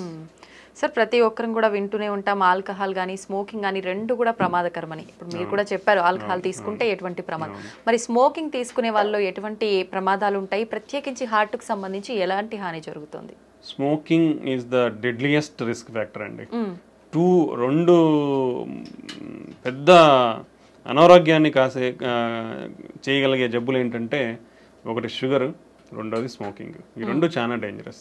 అంటే బాడీలో ప్రతిదీ affect అయిపోతుంది. ఈ 2 వల్ల ప్రతి ఆర్గన్ బాడీలో అఫెక్ట్ అయిపోతుంది. స్మోకింగ్ అనేది మన బ్లడ్ వెజల్స్లో ప్రతి బ్లడ్ వెజల్ని కొవ్వు పెరిగిపోయి చేసే ఛాన్స్ ఇస్తుంది, ఇన్ఫ్లమేషన్ ఉంటుంది, బ్లడ్ క్లాటింగ్ రిస్క్ పెరుగుతుంది. సో ఒక బ్లడ్ వెజల్ అనేది మన బాడీ మొత్తం బ్లడ్ వెజల్స్ ఉంటాయి. సో ఎక్కడైనా ఇవి అఫెక్ట్ అవ్వచ్చు. సో ఒక organ, a organ blood vessel affect అయితే ఆర్గాన్ ఫెయిల్ అయిపోతుంది. And particularly smoking will cause every type of cancer. మనకు తెలిసిందే, oral cancer, okay, lung cancer, esophageal cancer, pancreatic cancer, colon cancer, అన్నీ వస్తాయి స్మోకింగ్తో. Okay, and heart definitely smoking heart అటాక్స్కి one of the biggest cause. Smoking వల్ల ప్రపంచంలో సంవత్సరానికి 1 billion people are dying. ఇండియాలో 1 million people are dying because of smoking. Almost 30% of the Indians are smokers. Okay, ఇది మన statistics. So that much serious side effects ఉన్నప్పుడు you should completely stop it. Usually governments కూడా they are not able to ban because of I don't know lot of reasons, but they are bringing lot of strict regulatory measures. Every pack మీద completely avoid smoking అనేది definitely ఉంటుంది. Everywhere they display, even in public places like theaters, they are displaying stop smoking and they are showing the consequences of చూపిస్తున్నారు. Brain stroke, cancers, heart attacks, emphysema, lung problems, ఆయాసం రావడము. So what not every organ is getting affected. So completely stop smoking. It is dangerous. Smoking అంటే మనం smoking చేయడమే కదండి, మీరు ఇప్పుడు నీ చుట్టుపక్కల వాళ్ళు కూడా అఫెక్ట్ అవుతారు. ఇఫ్ సంబడీ స్మోకింగ్, చుట్టుపక్కల వాళ్ళు ఒక 10 మంది ఉంటే వాళ్ళు 10 మంది కూడా అఫెక్ట్ అవుతారు. That is called as second hand smoke అంటాం. సార్ స్మోక్ చేసిన వాళ్ళకంటే ఎక్కువ పక్క వాళ్ళకే ఎక్కువ ఎఫెక్ట్ అయ్యే ఎక్కువ అనేది లేదు, కానీ ఎక్కువ అని చెప్పలేము. స్మోక్ చేసే వాళ్ళు ఎంత ఎఫెక్ట్ అవుతారో సెకండ్ హ్యాండ్ స్మోక్ అంటే పక్కన దాక్కుండా పీల్చుకునే వాళ్ళు కూడా అఫెక్ట్ అవుతారు. So it can be seen in both females లో, కానీ మనము పెద్దవాళ్ళలో అయితే వాళ్ళకి గుండె జబ్బులు రావచ్చు, బ్రెయిన్ స్ట్రోక్ రావచ్చు, ఊపిరితిత్తుల ప్రాబ్లమ్స్ ఇవన్నీ వచ్చు. చిన్నపిల్లల్లో కూడా వాళ్ళకి ఊపిరితిత్తుల ప్రాబ్లమ్స్, రికరెంట్ రెస్పిరేటరీ ట్రాక్ట్ ఊపిరితిత్తుల infections, or upper respiratory tract infections, low birth weight, ఇలా చాలా కారణాలు ఉండే అవకాశం. సో ఒక ఫ్యామిలీలో మీరు ఇంట్లోనే తాగుతున్నారంటే మీ వైఫ్ అఫెక్ట్ అవుతుంది, మీ పిల్లలు ఇబ్బంది అవుతారు. ఓకే, ఆల్వేస్ రిమెంబర్, ఒక సిగరెట్ తాగే మనిషి నేనేదో తాగుతున్నా నా ఆరోగ్యం పాడైపోతుంది అని అయితే ఎప్పటికీ అనుకోవద్దండి. మీ ఆరోగ్యం కూడా ఆరోగ్యమే కాబట్టి స్టాప్ చేయండి. మీ ఆరోగ్యంతో పాటు మీరు స్మోక్ చేయడం వల్ల పక్కన వాళ్ళ ఆరోగ్యాన్ని కూడా నాశనం చేస్తున్నారు. సో పక్కన వాళ్ళు కూడా కొంచెం ఇనిషియేటివ్ తీసుకొని అలా ఎవరైనా చేసినప్పుడు వాళ్ళకి చెప్తే వాళ్ళు అట్లీస్ట్ పోయి పక్కకు పోయినా తాగేస్తారు, లేదంటే మానేయమన్నా మానేస్తారు అప్పుడు. Okay, so and you should encourage smokers. ఎవరైతే సిగరెట్స్ తాగుతున్నారో వాళ్ళకి ఇవన్నీ చెప్పి వాళ్ళని ఎంకరేజ్ చేయాలి to quit smoking. Because smoking అనేది స్టాప్ చేసిన తర్వాత హార్ట్ అటాక్ రిస్క్ తగ్గనికి 10 సంవత్సరాలు పడుతుందండి. ఒక మనిషి ఇప్పుడు స్మోకింగ్ స్టాప్ చేసినా కానీ అతనికి హార్ట్ అటాక్ రిస్క్ తగ్గనికి, అంటే హీ స్మోకింగ్ మానేసినాక కూడా 10 years వరకు అతనికి హార్ట్ అటాక్ రిస్క్ చాలా ఎక్కువ ఉంటుంది. Okay, that is the impact of smoking. మానేసాకే అన్ని ఇయర్స్ ఉంటే కంటిన్యూ ఉన్నప్పుడు ఎంత సిగ్నిఫికెంట్ ఉంటుందో ఆలోచించాలి అందరూ కూడా. Okay, that is most important. So next ఏమొస్తాయంటే మనకు సెకండ్ హ్యాండ్ స్మోక్ కాకుండా called as e-cigarettes అంటారు. Those are also dangerous. Okay. Smoking related anything like e-cigarettes, దాంట్లో నికోటిన్ ఉండదు. But still lot of studies, even in US studies also showed, even if somebody advertise that non-nicotine cigarettes ఉన్నా కానీ దాంట్లో కూడా nicotine ఉంటుంది. Nicotine లేకపోయినా lot of damaging products like metallic, tin, lead, mercury లాంటి చాలా కాంపౌండ్స్, డేంజరస్ కాంపౌండ్స్ ఉంటున్నాయి. So even everything, hookahs is also dangerous. E-cigarettes, hookahs, everything is dangerous. So completely avoid all those products and stay healthy. Okay sir, చాలా మంది pan, gutka ఇలాంటివి ఎక్కువగా తీసుకుంటూనే ఉంటారు non stop గా, ఎక్కడ పడితే అక్కడ ఉమ్మేస్తూ ఉంటారు. అలాంటి వాళ్ళకి కూడా గుండె జబ్బులు వచ్చే అవకాశం ఉంటుంది. డెఫినెట్లీ వస్తాయండి. పాన్, గుట్కా అనేది కూడా ఏముంది, పొగాకే కదా. పొగాకు పీల్చినా నమిలినా అంతా లోపలికే పోతుంది, బ్లడ్ లోకే అబ్జర్వ్ అవుతుంది. ఆ కెమికల్స్ అన్ని బ్లడ్ లోకే పోతాయి. ఫైనల్ గా బ్లడ్ లోకి వెళ్ళిన తర్వాత ప్రతి ఆర్గాన్ని ఎఫెక్ట్ చేస్తాయి. సో స్మోకింగ్ అయితే ఎంత డేంజరస్, గుట్కా, పాన్ ఇలాంటివి కూడా అదే రేంజ్లో డేంజరస్. సో దానివల్ల పర్టికులర్లీ మోర్ ఏంటంటే మౌత్ క్యాన్సర్స్, ఓరల్ క్యాన్సర్స్ ఎక్కువ ఉంటాయి. ఎందుకంటే డైరెక్ట్లీ ఇట్ ఈస్ ఈ ఏరియాలో అఫెక్ట్ అవుతుంది కాబట్టి. బట్ బ్లడ్ లో కూడా అబ్జర్వ్ అయిపోయి ఆ కాంపౌండ్స్ అన్ని it is also cause heart attacks and brain strokes. So that also too dangerous. Completely avoid all these things. Sir, cardiac arrest అంటూ ఉంటారు. హార్ట్ అటాక్ కి దానికి మధ్య డిఫరెన్స్ ఏమైనా ఉందా సార్? రెండు ఒకటేనా? రెండు డిఫరెంట్ అండి. Okay, this is very important. Heart attack అంటే మనం ఆల్రెడీ మాట్లాడుకున్నాం. అంటే మన గుండె రక్తనాళాలలో బ్లాక్స్ వస్తే ఆ బ్లాక్ వల్ల బ్లడ్ సప్లై సడన్ గా ఆగిపోయి హార్ట్ మజిల్ అనేది సడన్ గా వీక్ అవుతుంది. దాన్ని హార్ట్ అటాక్ అంటాం. ఓకే, కార్డియాక్ అరెస్ట్ అంటే గుండె కొట్టుకునేది సడన్ గా ఆగిపోవడం. అంటే ఇప్పుడు హార్ట్ అటాక్ వచ్చినప్పుడు గుండె కొట్టుకుంటుంది, అవును. But some part of the ఏ పార్ట్కి బ్లడ్ వెజల్ అఫెక్ట్ అయ్యి బ్లడ్ సప్లై తగ్గిందో ఆ పార్ట్ అనేది పనిచేయదు, రెస్ట్ ఆఫ్ ద గుండె కొట్టుకుంటుంది. ఓకే. బట్ హార్ట్ అటాక్ లో కూడా ఇలా జరగడం వల్ల సడన్ గా గుండె ఆగిపోయే ప్రమాదం అనేది ఉంటుంది. బట్ సడన్ కార్డియాక్ అరెస్ట్ అంటే సడన్ గా there are lot of reasons. Sudden గా గుండె ఆగిపోవడానికి చాలా కారణాలు ఉంటాయి. సడన్ గా గుండె అనేది కొట్టుకోవడం ఆగిపోతుంది, సో దాన్ని సడన్ కార్డియాక్ అరెస్ట్ అంటాం. So one of the reasons heart attack ఒకటి కారణము. దెన్ ఎలక్ట్రికల్ అబ్నార్మాలిటీస్ అంటాం, అరిథ్మియాస్ అంటాం, హై హార్ట్ రేట్ అబ్నార్మాలిటీస్. అలా హై హార్ట్ రేట్ ఉన్నప్పుడు గుండె ఇప్పుడు నార్మల్గా మన గుండె 60 నుంచి 90 వరకు ఇలా కొట్టుకుంటుంది. ఓకే, ఇప్పుడు సడన్గా 200-250 నిమిషాన్ని కొట్టుకుంది అనుకోండి, మీకు కదులుతున్నట్టు తెలుస్తుందా? జస్ట్ ఫింగర్స్ మూమెంట్స్ తెలుస్తున్నాయి, బట్ ఇలా కొట్టుకుంటేనే కదా బ్లడ్ అంది. ఇలా కొట్టుకున్నప్పుడు ఏమవుతుంది? బ్లడ్ అందదు. So it looks like heart has been stopped, so cardiac arrest. Okay, then infections, cardiomyopathies అంటాం. సో జెనెటిక్ ఉంటాయి చాలా కూడా కొన్ని. Okay, like hypertrophic cardiomyopathy, arrhythmic cardiomyopathies ఉంటాయి. కొన్ని ఛానలోపతీస్ అంటాం, అంటే మన బేసిక్ మాలిక్యులర్ లెవెల్లో కొన్ని ఛానల్స్ ఉంటాయి మన ఫంక్షన్స్ కానీ. So long QT syndrome, short QT syndrome, Brugada syndrome, ఇట్లా లాట్ ఆఫ్ థింగ్స్ ఉంటాయి అన్నమాట. Even like drug abuse will cause sudden heart attacks. Okay. Sudden cardiac arrest. Excessive alcohol cause sudden cardiac arrest.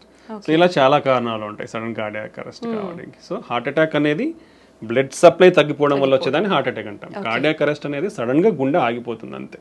ఆ గుండె ఆగిపోయినప్పుడు ఎవరైనా చేయగలిగేదంటే CPR చేయాలి. అది ప్రతి ఒక్కరూ నేర్చుకోవాలి.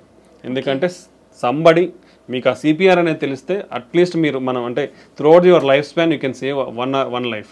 అది కంపల్సరీ ఎవ్రీబడి, అంటే చదువులేని వాళ్ళు కూడా నేర్చుకోవచ్చు. అది it's not a big science కానీ నాలెడ్జ్ కానీ ఏం లేదు. అదేంటి just need a simple training. Everybody ఆ ట్రైనింగ్ ని కూడా తీసుకోవచ్చు. Lot of online programmes, hospitals are offering CPR programmes. CPR training అనేది తీసుకుంటే అంటే అట్లీస్ట్ మనకు ఛాన్స్ దొరికినప్పుడు అవసరంలో ఉన్న వాళ్ళకి మనము ఆ సిపిఆర్ ఇచ్చి కాపాడగలిగే వాళ్ళం అవుతాం అనమాట. ఓకే సార్, మీరు చెప్పారు షుగర్ ఉన్న వాళ్ళలో కూడా ఎక్కువగా హార్ట్ అటాక్ వచ్చే అవకాశం ఉంటుంది అని చెప్పి. కొంతమందిలో షుగర్ ఉంటుంది బట్ కంట్రోల్లోనే టాబ్లెట్స్ వాడుతుంటారు, దాని తగ్గ డైట్ కంట్రోల్లో ఉంటుంది. అలాంటి వాళ్ళలో కూడా హార్ట్ అటాక్ వచ్చే ఛాన్స్ ఉంటుందా? యూజువల్గా అన్కంట్రోల్డ్ షుగర్స్ వాళ్ళకి very high risk. But even diabetes under కంట్రోల్లో ఉన్న వాళ్ళకి కూడా వచ్చే ఛాన్స్ ఉంటుంది. ఎందుకంటే so by the time literally in our country 80% of the people are having diabetes. Okay, and less than 50% are not under control. So uncontrol sugars అనేది చాలా ఎక్కువ. ఓకే, అండ్ షుగర్ ఉన్న వాళ్ళలో షుగర్ ప్రాబ్లమ్ ఒకటే ఉండదండి, BP ఉంటుంది, cholesterol abnormalities ఉంటుంది, kidney problems ఉండే ఛాన్స్ ఉంటుంది. సో మల్టిపుల్ ప్రాబ్లమ్స్ ఉంటాయి. ఇలా మల్టిపుల్ ప్రాబ్లమ్స్ ఉన్నప్పుడు one of the factor will affect. So even when your blood sugar is there, still chances of getting. And చాలా మందికి షుగర్స్లో మేము డయాబెటిక్స్లో ఏంటంటే మేము యాంజియోగ్రామ్స్ చేసినప్పుడు చూస్తాం. ఎందుకంటే వాళ్ళు ఆయాసం రావడమో లేదంటే ఛాతీ నొప్పి వస్తుందని నడిస్తే ఛాతీ నొప్పి వస్తుంది రావడమో జరుగుతూ ఉంటుంది మెజారిటీ. సో వాళ్ళలో యూజువల్గా there are different specific type of blocks ఉంటాయి. అంటే పైనుంచి కింది వరకు బ్లడ్ వెజల్స్ అన్ని సన్నగా అయిపోతాయి. By the time you start treatment, మీరు ట్రీట్మెంట్ స్టార్ట్ చేసే టైంకి కానీ లేదా కంట్రోల్ అయ్యే టైంకి జరగాల్సిన డ్యామేజ్ జరిగిపోయి ఉంటుంది. ఇప్పుడు మీరు కంట్రోల్ అవ్వకముందు షుగర్ కంట్రోల్ అయ్యే లోపలనే మీకు 60% 70% బ్లాక్స్ ఉన్నాయనుకోండి, చిన్న ఈవెంట్ చాలు ఫ్యూచర్లో. అంటే షుగర్ కంట్రోల్లో ఉన్న, బీపీ పెరిగినా లేదంటే స్ట్రెస్లో ఉన్నా లేదంటే ఒక ఇన్ఫెక్షన్ వచ్చినా, హార్ట్ రేట్ పెరిగిపోయినా, ఇట్లా ఏదో ఒక ఫ్యాక్టర్ వచ్చినా హార్ట్ అటాక్ కానీ వచ్చే అవకాశం ఉంటుంది అనమాట. సో షుగర్ కంట్రోల్ తో పాటు healthy life style and other risk factors ఏమన్నా ఉంటే అవి కంట్రోల్లో పెట్టుకుంటే తక్కువ ఛాన్స్ ఉంటుంది. అంటే అందరికీ అలానే ఉంటుందని చెప్పలేం. షుగర్ ఉన్న వాళ్ళల్లో నార్మల్ వెజల్స్ కూడా ఉండే ఛాన్స్ ఉంటుంది. అంటే స్ట్రిక్ట్ కంట్రోల్, అంటే ఇనిషియల్గానే ఫస్ట్ నుంచి స్ట్రిక్ట్ కంట్రోల్ ఉండాలి. అంటే కొన్ని ఇయర్స్ అంతా కంట్రోల్లో లేకుండా ఫైనల్గా కంట్రోల్ అయింది కదా అనుకుంటే ముందంతా డ్యామేజ్ జరిగిపోయి ఉంటుంది. వెన్నెవర్ మీకు షుగర్ ఉందని తెలిసినప్పటి నుంచి మీరు స్ట్రిక్ట్ కంట్రోల్లో పెట్టుకోవాలి. ఇప్పుడు కంట్రోల్ అయింది, చాలా మంది ఒక క్వశ్చన్ కూడా అడుగుతుంటారు, సార్ షుగర్ టాబ్లెట్స్ వాడుతున్నాం కంట్రోల్ అయింది కదా, టాబ్లెట్స్ తగ్గిస్తారా అని. మీరు టాబ్లెట్స్ తీసుకుంటున్నారు కాబట్టి కంట్రోల్లో ఉంది. ఓకే, ఇప్పుడు టాబ్లెట్స్ తీసేస్తే ఏమవుతుంది? మళ్ళీ పెరిగే అవకాశం ఉంటుంది. సో మీకు టాబ్లెట్లు తీసేయాలి అది తగ్గించాలన్నప్పుడు ఏంటంటే strict diet patterns, strict regular exercise ఇవన్నీ ఫాలో అయినప్పుడు డెఫినెట్లీ మీకు ఆ నీడ్ లేదు, ఇన్ని మెడికేషన్స్ వాడాల్సిన నీడ్ లేదంటే definitely we can reduce the drugs. But ఈ స్ట్రిక్ట్ లైఫ్ స్టైల్ లేకుండా మనము షుగర్ టాబ్లెట్స్ తగ్గించాలంటే మళ్ళీ షుగర్ లెవెల్స్ అనేది స్పైక్ అవుతుంది, అది మళ్ళీ మోర్ డ్యామేజ్ అనేది కాస్ట్ చేస్తుంది. ఓకే, సో మోస్ట్లీ డయాబెటీస్ అనేవాళ్ళు compare to non diabetes sugar లేని వాళ్ళతో పోలిస్తే కంట్రోల్ ఉన్న అన్కంట్రోల్డ్ ఉన్నా కానీ హై రిస్క్లోనే ఉంటారు ఎప్పటికి కూడా. ఓకే ఓకే, అది బీపీ థైరాయిడ్ ఉన్న వాళ్ళలో కూడా ఇలాంటి అవకాశాలు ఎక్కువగా బీపీ ఉంటాయా సార్? ఉంటాయండి. BP 1 in 3 persons BP or under diagnosed. ఇప్పుడు మనం 5 మంది ఉన్నాం, ఇక్కడ ఎవరికొకరికి ఉండొచ్చు బీపీ, అంటే ముగ్గురులో ఒకరికి బీపీ తెలియదు, ఉందని తెలియదు. బై ద టైం తెలిసే లోపల బ్రెయిన్ స్ట్రోక్స్ రావచ్చు, హార్ట్ స్ట్రోక్స్ రావచ్చు, కిడ్నీ ఫెయిల్యూర్ అవ్వచ్చు. సో ఇవి అన్ని ఆర్గాన్స్ని ఎఫెక్ట్ చేస్తాయి. బీపీ షుగర్ అనేటివి ఒక గుండెనే కాదు, మిగతా ఆర్గాన్స్ కూడా ఎఫెక్ట్ అవుతాయి. చాలా మంది కిడ్నీ పేషెంట్స్ సడన్గా హై బీపీ అంటే ఎవరు చెక్ చేయించుకోరు కదా రెగ్యులర్గా. దట్స్ వై రెగ్యులర్ చెకప్ అనేది చాలా ఇంపార్టెంట్ అండి. ఒకసారి ఇప్పుడు గవర్నమెంట్ హాస్పిటల్స్ ఉన్నాయి, లేదంటే క్లినిక్స్ ఉన్నాయి, చాలానే ఇప్పుడు అవైలబిలిటీ వచ్చేసింది. లేదంటే ఇంట్లో బీపీ మానిటర్ పెట్టుకొని ఆటోమేటిక్ ఇంకోరు వచ్చి చూడాల్సిన అవసరం లేదు. ఇప్పుడు ఇంట్లో కనెక్ట్ చేసుకొని చూసుకున్నా మనకు బీపీ ఉందా లేదా తెలిసిపోతుంది. సో అప్పుడప్పుడు అనేది ఈ బీపీ మెజర్మెంట్, షుగర్ టెస్టింగ్ అనేది కంపల్సరీ చేయించుకుంటూ ఉండాలంటే ఇవన్నీ ఎక్కువైపోతున్నాయి because of our lifestyle. So ఇవి చెక్ చేసుకోవడం వల్ల మనం జాగ్రత్త పడి మన ఆరోగ్యాన్ని కాపాడుకున్న వాళ్ళం అవుతాం అన్నమాట. సో బీపీ ఉన్న వాళ్ళు కూడా మోస్ట్లీ హార్ట్ అటాక్స్ కానీ బ్రెయిన్ స్ట్రోక్స్, కిడ్నీ ఫెయిల్యూర్స్ అనేది చాలా ఎక్కువ రేట్స్ అనేది ఉంటుంది.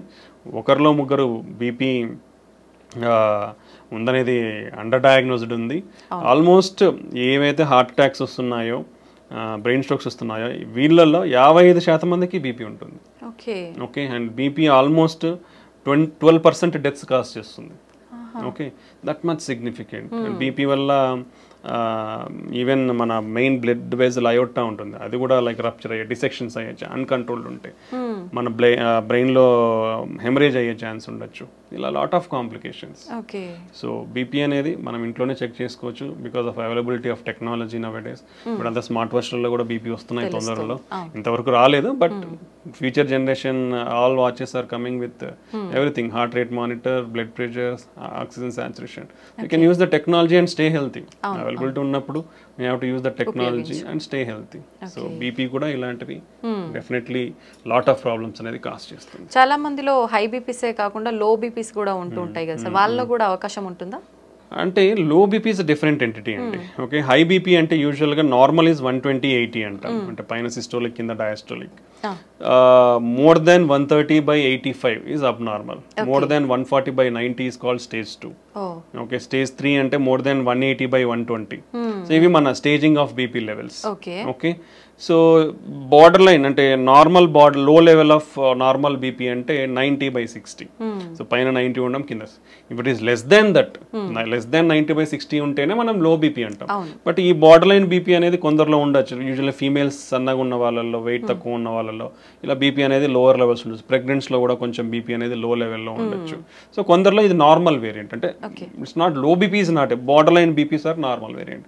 లో బీపీ అనేది డిఫరెంట్ కాజెస్, లైక్ ఇప్పుడు ఏదైనా హార్ట్ అటాక్, హార్ట్ వీక్ ఉండడం కానీ, హార్ట్ ఫెయిల్యూర్ ఉండి హార్ట్ వీక్ ఉండడం కానీ, లేదా ఇప్పుడు వామిటింగ్స్, డయేరియల్ అయిపోయినప్పుడు, ఫ్లూయిడ్ లాస్, బ్లడ్ మన బాడీ నుంచి ఫ్లూయిడ్ లాస్, డిహైడ్రేషన్ ఉన్నప్పుడు బీపీ అనేది తగ్గుతుంది. ఓకే, దెన్ ఇన్ఫెక్షన్స్ ఉన్నప్పుడు తగ్గే అవకాశం ఉంటుంది. సో ఇలా చాలా కారణాలు ఉంటాయి లో బీపీ అనేది.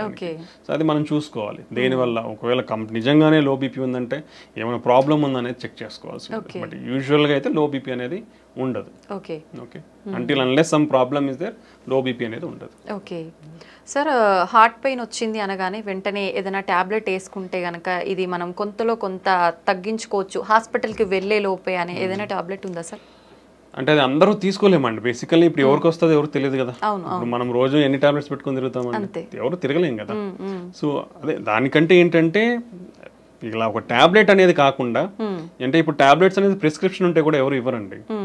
ఓకే, సో ఆల్రెడీ ఇప్పుడు పేషెంట్స్ లైక్ షుగర్ కానీ, బీపీ ఉంది, బీపీ వాళ్ళు, కొలెస్ట్రాల్ ఉన్న వాళ్ళు, ఆల్రెడీ హార్ట్ అటాక్ వచ్చిన వాళ్ళు, బ్రెయిన్ స్ట్రోక్ వచ్చిన వాళ్ళు, లేదా స్టంట్లు కానీ బైపాస్ చేయించుకున్న వాళ్ళల్లో రికరెంట్గా వచ్చే ఛాన్స్ ఉంటుంది. అలాంటి వాళ్ళకి ఆల్రెడీ బ్లడ్ థిన్నర్స్ ఉంటాయి.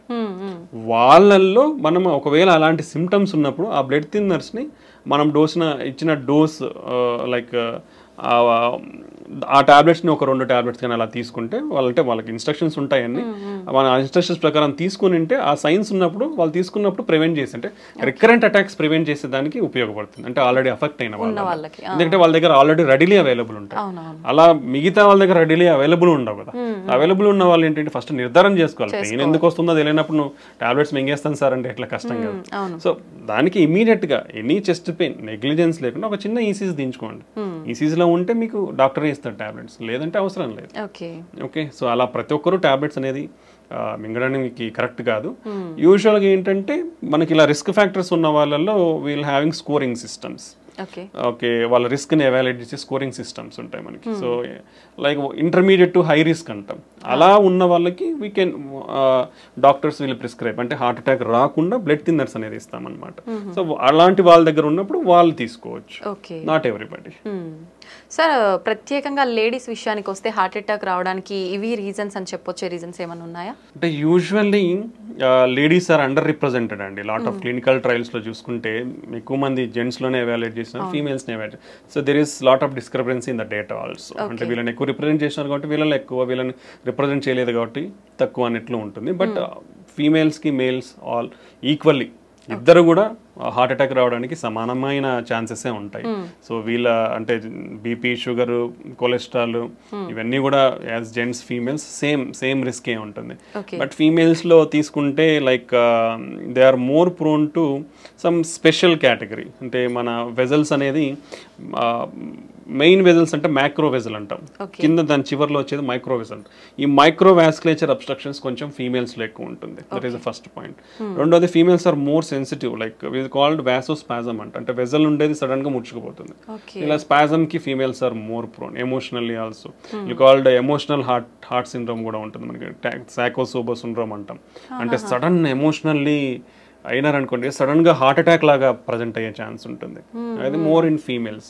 And some times spontaneous coronary artery dissection అంటాం. అంటే మన బ్లడ్ వెజల్ సడన్ గా ఇట్లా కోత రావడం అనమాట. అలా కోత వచ్చినప్పుడు బ్లడ్ ఫ్లో తగ్గిపోతుంది, హార్ట్ అటాక్ లాగా ప్రజెంట్ అయ్యే ఛాన్స్ ఉంటుంది.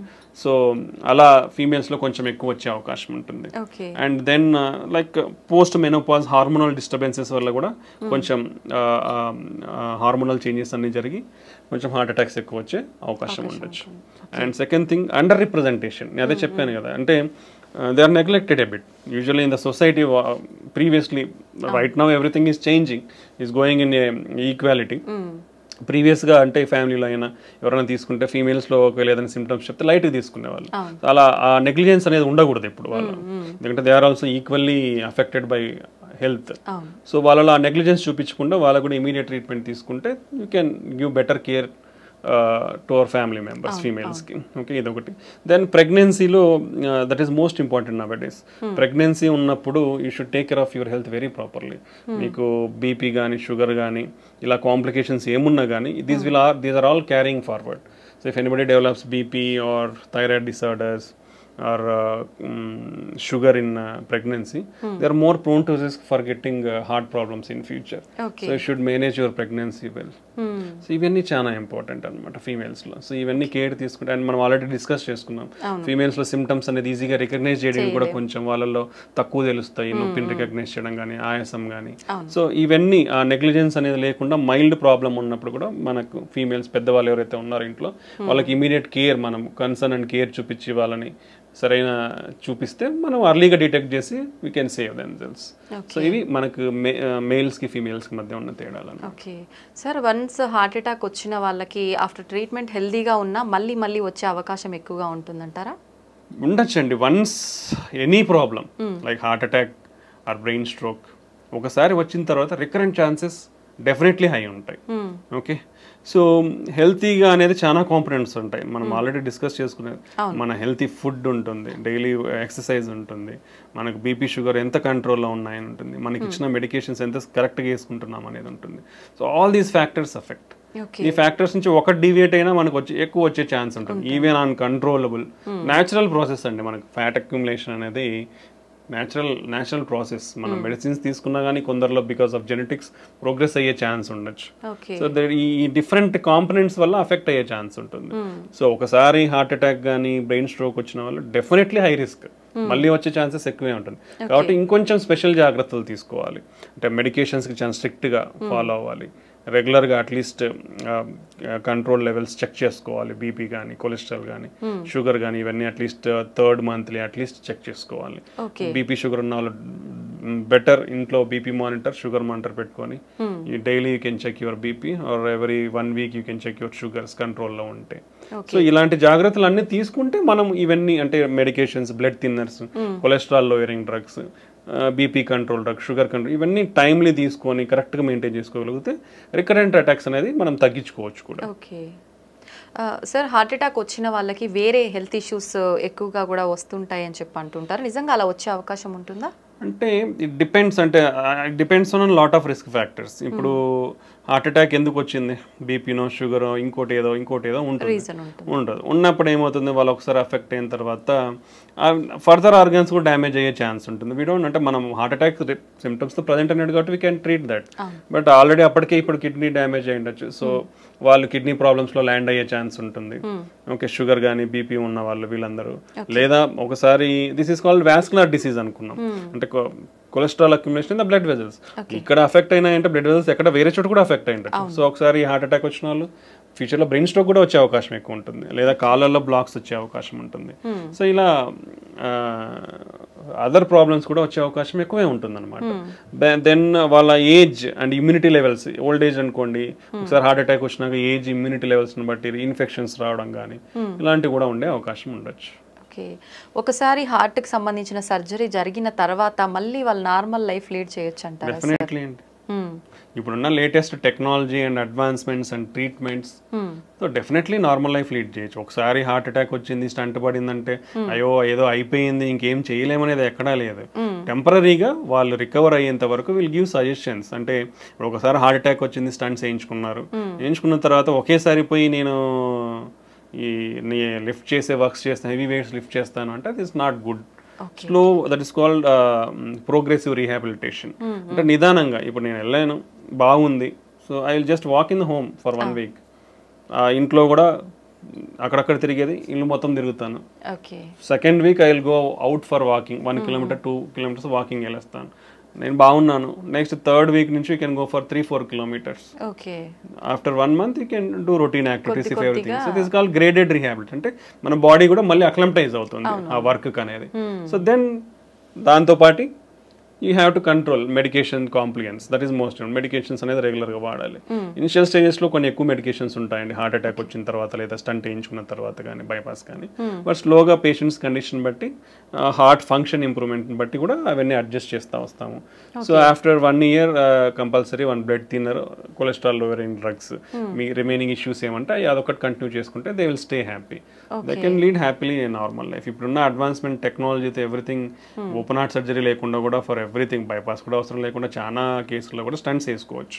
It depends on the patient condition బట్టి బైపాస్, స్టంటింగ్ అనేది కార్డియాలజిస్ట్ వాళ్ళకి బెటర్ ఆప్షన్ ఏది ఉంటే దాన్ని బట్టి మనం అడ్వైస్ చేస్తాము. But mostly we can reduce the need. Open heart surgery need అయితే ఈవెన్ కొరనరీ బ్లాక్స్కే కాదు, ఈవెన్ వాల్వ్ ఇంటర్వెన్షన్స్ అంటాం. అంటే మన గుండెలో 4 గదులు ఉంటాయి, గదుల మధ్యలో వాల్స్ ఉంటాయి, డోర్స్ లెక్క. అవి కూడా ఇంతకుముందు only option is open heart surgery. Open heart surgery చేసి వాల్ మార్చాల్సి వస్తుంది. But now days call Tavy. Main aortic valve అనేది డిసీజ్ అవుతుంది ఏజ్ వచ్చిన వాళ్ళలో. సో వాళ్ళల్లో ఇప్పుడు ఓపెన్ హార్ట్ సర్జరీ లేకుండా మోర్ దెన్ 60-65 years ఉంటే మనం తొడలో నుంచి ట్యూబ్స్ పంపించి వాల్వ్, ఇంకో వాల్వ్, కొత్త వాల్వ్ పెట్టేసేయచ్చు. So lot of advancements in technologies. ఇప్పుడు అదే వాళ్ళు even rest of the valves కూడా ఇప్పుడు ఓపెన్ హార్ట్ సర్జరీ లేకుండా వాల్ ఇంప్లాంటేషన్స్ జరుగుతున్నాయి. ఈ టెక్నాలజికల్ అడ్వాన్స్మెంట్స్ వల్ల ఏంటంటే మనకి ఇప్పుడు ఓపెన్ హార్ట్ సర్జరీ అంటే లాట్ ఆఫ్ థింగ్స్. పేషెంట్ ఒక 1 week ఉండాల్సి ఉంటుంది, హార్ట్ ఓపెన్ చేసి వూండ్ హీల్ కానీ 3 months పడుతుంది. So that is called lot of mental agony also for the patient. ఏదో చాలా పెద్ద జరిగిపోయింది, నేను రికవర్ అవ్వలేనేమో అనేది మెంటల్ అగనీ కూడా ఉంటుంది ఓపెన్ హార్ట్ చేసిన తర్వాత. ఇప్పుడు ఇవన్నీ రీసెంట్ అడ్వాన్స్మెంట్స్ వచ్చిన తర్వాత అంత నీడ్ ఉండట్లేదు. So you can do everything like through small tube in your hand or leg. చిన్న ట్యూబ్ ద్వారానే అన్నీ అయిపోతున్నాయి ఇప్పుడు. సో ఈ టెక్నాలజికల్ అడ్వాన్స్మెంట్స్ వల్ల you can get a better treatment and you can mobilise easily. Hospital stay 2-3 days కంటే ఉండదు. After that ఒక 1 week to 1 month లోపల నార్మల్ రొటీన్ లైఫ్కి వచ్చేస్తారు. After that you can do all routine life, driving చేసుకోవచ్చు, అన్ని చేసుకోవచ్చు. రిస్క్ ఫ్యాక్టర్స్ ఏమైనా ఉంటాయా సార్ ఈ టైప్లో చేస్తున్నప్పుడు? చాలా లెస్ అండి, less than 1 to 2%, less than 1 to 2%. If you take stenting, coronary stenting or interventional procedures తీసుకుంటే అరౌండ్ 2 to 5% రిస్క్. ఓపెన్ హార్ట్కి తీసుకుంటే అరౌండ్ 5 to 10% రిస్క్ ఉంటుంది. So compare to open heart ఈ అడ్వాన్స్డ్ టెక్నిక్స్ అన్ని కూడా లెస్ రిస్కే ఉన్నాయి. అంటే యూజువల్గా ఇవన్నీ మోర్ హై సర్జికల్ రిస్క్ ఉన్న వాళ్ళకి ఆఫర్ చేస్తాం ట్రీట్మెంట్స్. సో కాబట్టి హై సర్జికల్ రిస్క్ అన్నాక ఇంకా only better option is having going through that. ఒకసారి సర్జరీకే హై రిస్క్ ఉన్నప్పుడు ఈ ప్రొసీజర్ చేసినప్పుడు కూడా మినిమల్ రిస్క్ అనేది ఉంటుంది, కానీ మేజర్ రిస్క్ అనేది. So we'll take all precautions to reduce the risk and give the best treatments to the patient. General గా ఓపెన్ హార్ట్ సర్జరీ ఎటువంటి సందర్భాల్లో పేషెంట్ ఎటువంటి కండిషన్ లో ఉన్నప్పుడు అవసరం పడుతుంది సార్? యూజువల్గా మల్టిపుల్ బ్లాక్స్లో, అంటే లైక్ ఈవెన్ మల్టిపుల్ బ్లాక్స్ కూడా స్టంటింగ్ ఆప్షన్ ఉంది, but there is different disease profile. ఇప్పుడు పైన నుంచి మొత్తం కింద వరకు డిసీజ్ ఉండి ఓన్లీ కింద మాత్రమే నార్మల్ ఉండి అట్లాంటిది 2-3 వెజల్స్లో ఉన్నాయి, లేదా ఒక బ్లాక్ మూసుకుపోయి కొన్ని సంవత్సరాలు అయిపోయింది, అట్లాంటివి 2 ఉన్నాయి. సిటీఓస్ అంటాం, క్రానిక్ టోటల్ అక్లూషన్స్, అలాంటి 2 ఉన్నాయి. సో అలాంటప్పుడు యూజువల్గా, లేదా షుగర్ ఉండి మల్టిపుల్ బ్లాక్స్ ఉన్నాయి, సో అలాంటి వాళ్ళకి బైపాస్ చేస్తాం. Nowadays you can safely keep around 5 to 6 stents. యూజువల్గా చాలా మందికి ఒక అపోహ ఏంటంటే 2 కంటే ఎక్కువ పెట్టుకోవద్దని ఉంటుంది, బట్ ఇట్స్ రాంగ్. ఎక్కడ కూడా అలాంటి లిమిటేషన్స్ లేవు. There are lot of case reports, కొన్ని 10లో పైన స్టంట్లు వేసిన సినారియోస్ కూడా ఉన్నాయి బికాస్ ఆఫ్ టెక్నాలజీ అడ్వాన్స్. పాతకాలం స్టంట్ వేయించుకుంటారు, టెక్నాలజీ అడ్వాన్స్ మూసుకుపోయి ఉంటుంది, మళ్ళీ వేస్తారు. సో స్టంటింగ్ అనేది up to 5 to 6 number of stents హ్యాపీగా సేఫ్గా చేయించుకోవచ్చు. ఓకే, బైపాస్ అనేది స్పెసిఫిక్ సినారియోస్, పేషెంట్ కండిషన్ బట్టి. ఇండియాలో ఏంటంటే మనకు కొంచెం economics are most important. So ఆ కండిషన్ బట్టి పేషెంట్కి అడ్వైజ్ అనేది ఇస్తూ ఉంటాం అనమాట. So lot of complex cases nowadays can be safely done without the need of open heart surgery. Okay sir, ఒకసారి స్టంట్ వేసిన తర్వాత చాలా అంటే మూసుకుపోవటానికి మళ్ళీ ఎంత టైం పడుతుంది? ఖచ్చితంగా మూసుకుపోయే ఛాన్స్ ఉంటుందంటారా? This is a very good question. Lot of people are having this doubt. Recently we also faced this scenario. First point గుర్తు పెట్టుకోవాల్సింది ఏంటంటే, చాలా మందికి ఒక అపోహ ఏంటంటే గ్రాఫ్ట్స్ అంటే ఓపెన్ హార్ట్ సర్జరీ చేసి బైపాస్ చేయించుకుంటే బాగుంటుంది, స్టంట్స్ వేస్తే మూసుకుపోతాయి అనేది అపోహలో ఉన్నారు. అది ఇట్స్ వెరీ కంప్లీట్లీ రాంగ్ అండి.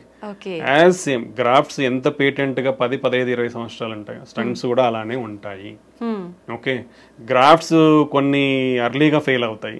Like 50% of the Venus graft, అంటే దాంట్లో డిఫరెంట్ ఉంటాయి, ఆర్టీరియల్ అండ్ వీనస్ గ్రాఫ్ట్స్ ఉంటాయి.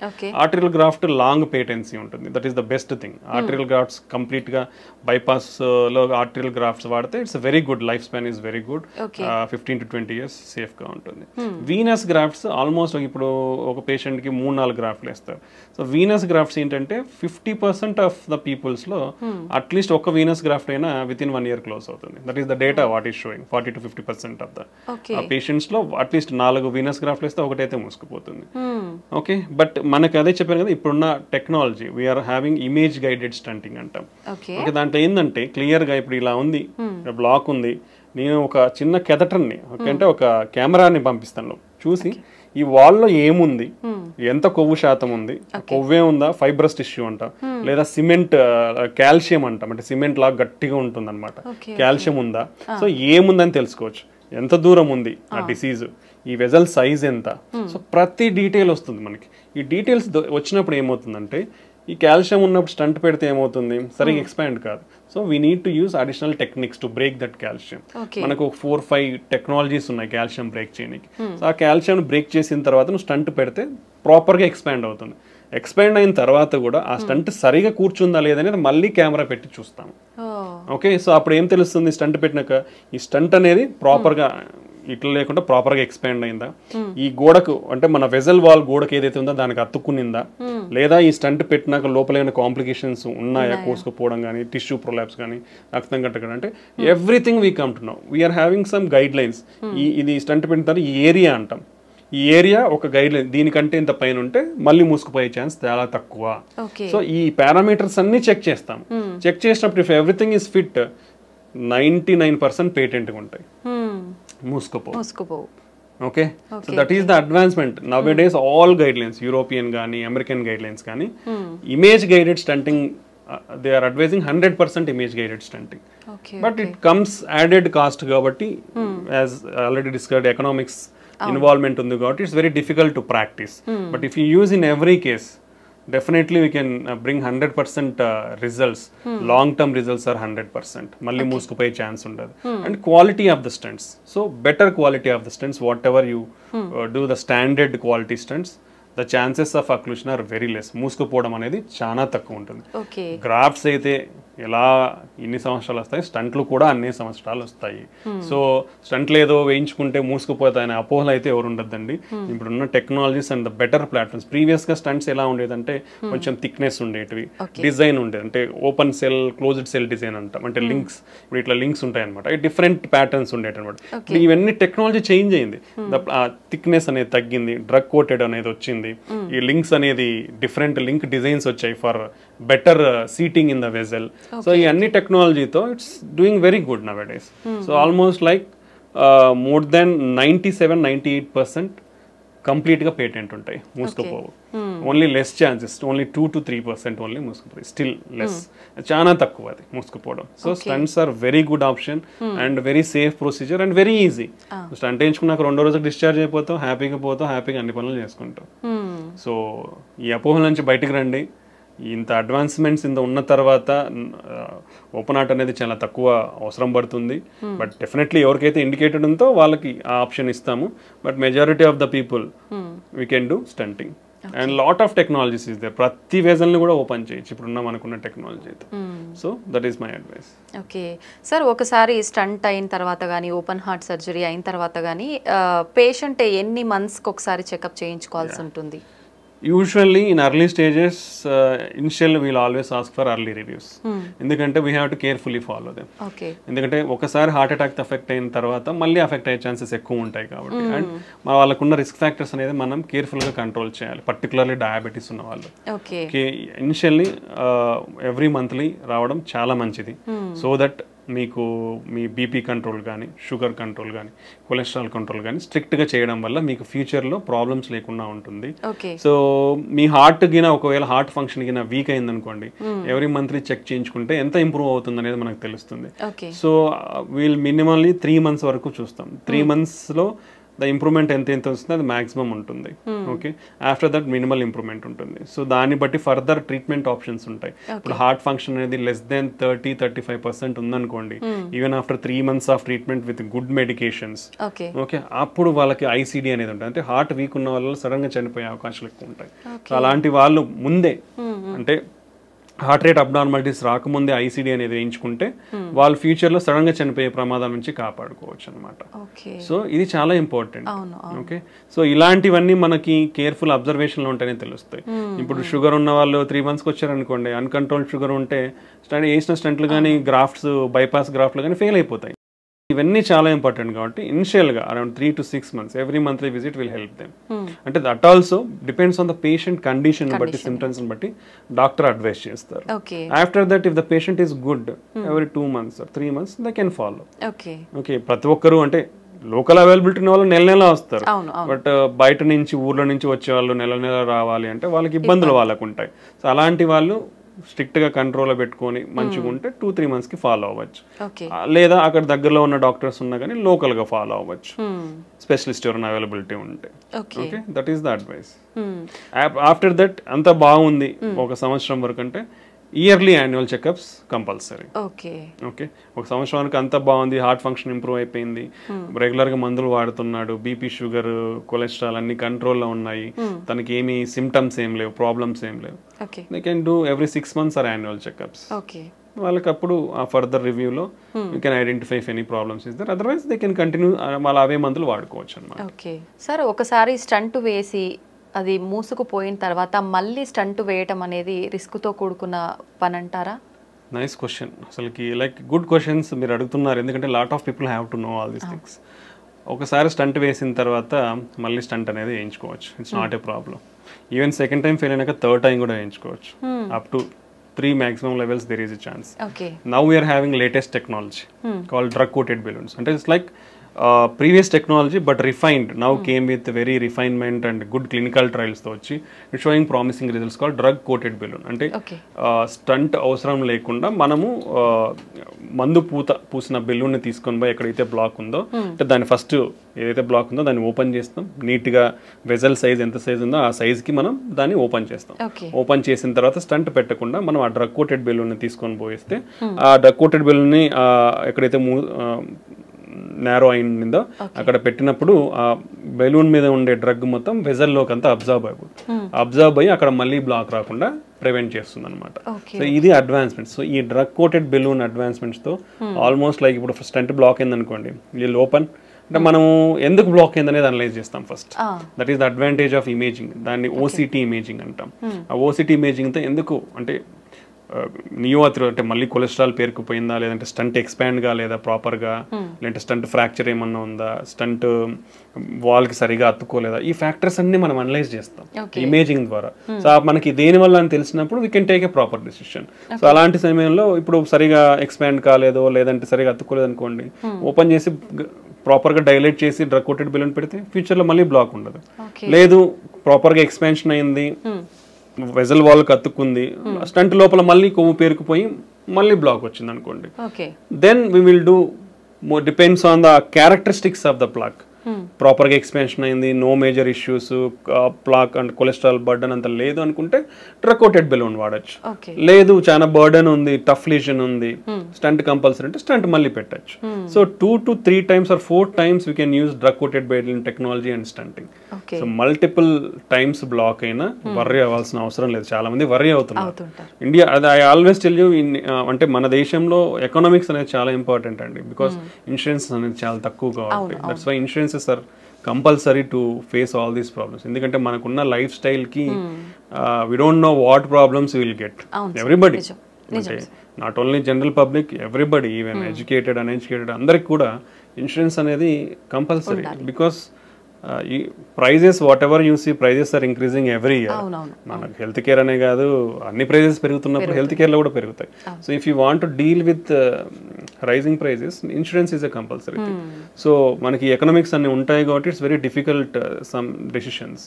సో బట్ ఒకసారి స్టంట్ బ్లాక్ అయిన తర్వాత డెఫినెట్లీ ఇంకోసారి స్టంట్ వేయించుకోవచ్చు, లేదా డ్రగ్ కోటెడ్ బెలూన్ వాడుకోవచ్చు. స్టంట్ బ్లాక్ అయిన తర్వాత డ్రగ్ కోటెడ్ బెలూన్ వాడిన తర్వాత కూడా మళ్ళీ బ్లాక్ వచ్చిందా, ఫైన్. సెకండ్ అంటే third time, first stent, second drug coated, third time you can go stenting. For suppose అంటే ఎన్నిసార్లు బ్లాక్ అంటే ఇంతకు ముందు కాలంలో ఉన్న టెక్నాలజీ వేరు కాబట్టి పాతకి వేసినట్టు మేబీ బ్లాక్ అయితే ఉండొచ్చు. బట్ ఇప్పుడు ఉన్న ప్రజెంట్ లేటెస్ట్ జనరేషన్ టెక్నాలజీతో బ్లాక్స్ మళ్ళీ అయ్యే ఛాన్సెస్ తక్కువ ఉంటాయి. ఓకే, సో అలా ఒకవేళ అయినా మళ్ళీ ఇంకోసారి డ్రగ్ కోటెడ్ బెలూన్ వాడుకోవచ్చు. So you are having multiple options to open that vessel అనమాట. So these are the advantages whatever we are having nowadays.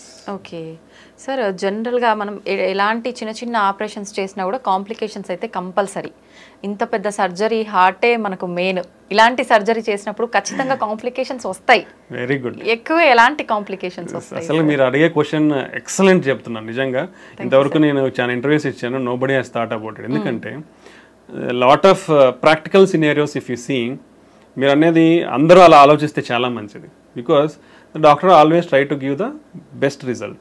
Our first goal is to make the patient live long. ఒక మనిషి ఏదైనా ప్రాబ్లంతో వస్తే doctor ఈ మనిషికి ఏ వైద్యంతో ప్రొలాంగ్ చేయగలం life. Okay, nobody can give, we are not gods to give life up to 80 years. We can prolong your life by giving good treatment. Okay, so any procedure అంటే మీరు చిన్న ఇక్కడ ఏదో కాలికి సర్జరీ చేసినా, లేదా చేతికి చేసినా, చిన్న పొట్టకి సర్జరీ చేసినా, ఓకే, చిన్న ముక్కు సర్జరీ చేసినా రిస్క్ ఉంది, కంటి సర్జరీ చేసినా రిస్క్ ఉంది. బట్ హార్ట్ అనేది ఎంత వైటల్ ఆర్గన్ అంటే నీ బాడీ మొత్తానికి పంప్ చేస్తుంది హార్ట్. సో నువ్వు ఆ హార్ట్ తో డీల్ చేసినప్పుడు lot of complications will happen. Okay, చాలా కాంప్లికేషన్స్ ఉంటాయి. If you take the studies, మనకున్న డేటాని తీసుకుంటే ఇండియన్స్ ఒక 10 years హార్ట్ అటాక్ వస్తుంది ముందర. ఓకే, 30 నుంచి 35 సంవత్సరాల తర్వాత మన ఇప్పుడున్న జనరేషన్లో రిస్క్ ఫ్యాక్టర్స్ ఉన్నది if you compare previously some years back, ఇప్పుడు మన రిస్క్ ఫ్యాక్టర్స్ అనేది అసలు కంటిన్యూస్ రైజింగ్ ట్రెండ్లో ఉన్నాయి, అంటే అంత ఫాస్ట్గా పెరుగుతున్నాయి.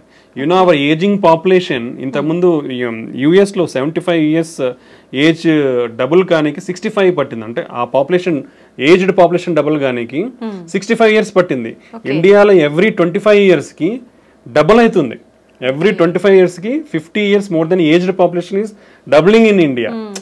లాట్ ఆఫ్ అండ్ ఎవరైతే హార్ట్ అటాక్ తో ప్రజెంట్ అవుతున్నారో compare to western countries are European countries, ఇక్కడ డబల్ కాంప్లికేషన్స్ ఉంటున్నాయి. అంటే మన జెనెటిక్ ప్రొఫైల్, మన రిస్క్ ప్రొఫైల్ అనేది చాలా ఎక్కువ ఉంది ఇక్కడ.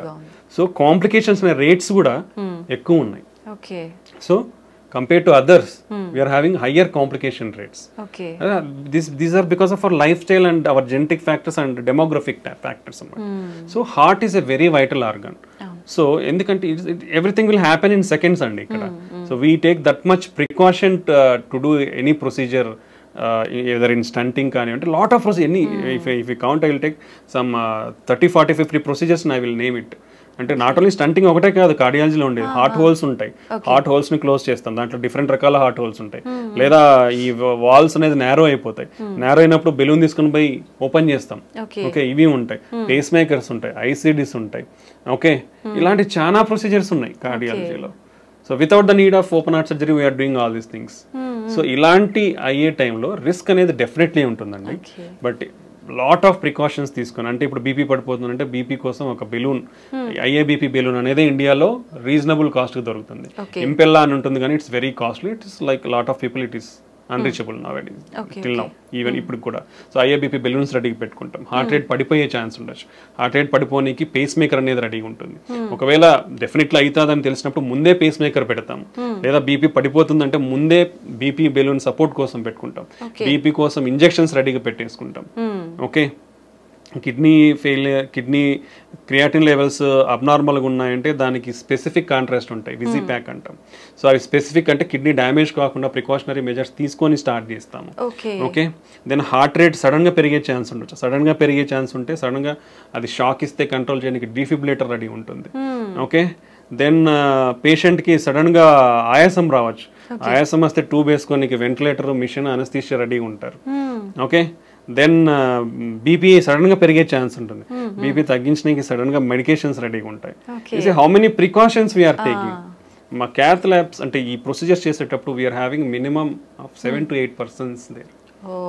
For doing a procedure we are a team of 7 to 8 members, not a single person we are doing, because to bring the patient back to normal we keep all efforts whatever it is there. So ఇట్లాంటి risks అనేది ఉంటాయండి. ఈ risks అన్ని కూడా less than 1% 2%లో చేస్తున్నాం మేము. Okay, hardly less than 1%. Okay, so 100లో ఒకరికి ఇట్స్ వెరీ రేర్. అంత మినిమైజింగ్ కాంప్లికేషన్స్తో we are doing with good success rates. So ఇవన్నీ ఉంటాయండి, అందరూ తెలుసుకోవాలి ఇది. ఎందుకంటే హార్ట్ అనేది చాలా వైటల్ ఆర్గాన్. ఎందుకంటే ఇప్పుడు కొట్టుకుంటుందండి, సడన్ గా అయిపోతే అయిపోయినట్టు. Okay, it can happen any time. Surgery అప్పుడే కాదు, ఇంట్లో ఉన్నప్పుడే. ఇప్పుడు హార్ట్ అటాక్స్ లో 50% హాస్పిటల్ రాకముందు చనిపోతున్నారు. ఆల్రెడీ నీ హార్ట్ డ్యామేజ్ అయిపోయి మనం లేట్ గా ప్రజెంట్ అయిపోయి హాస్పిటల్ కి ఇలా ప్రజెంట్ అయినప్పుడు రిస్క్ ఎక్కువ ఉంటుంది. If it's see the data, మనం మళ్ళీ if you come to the whatever data is available till now, heart attack లో బీపీ పడిపోయింది అనుకోండి, high risk of death. 40 to 50% of the cases will go to die.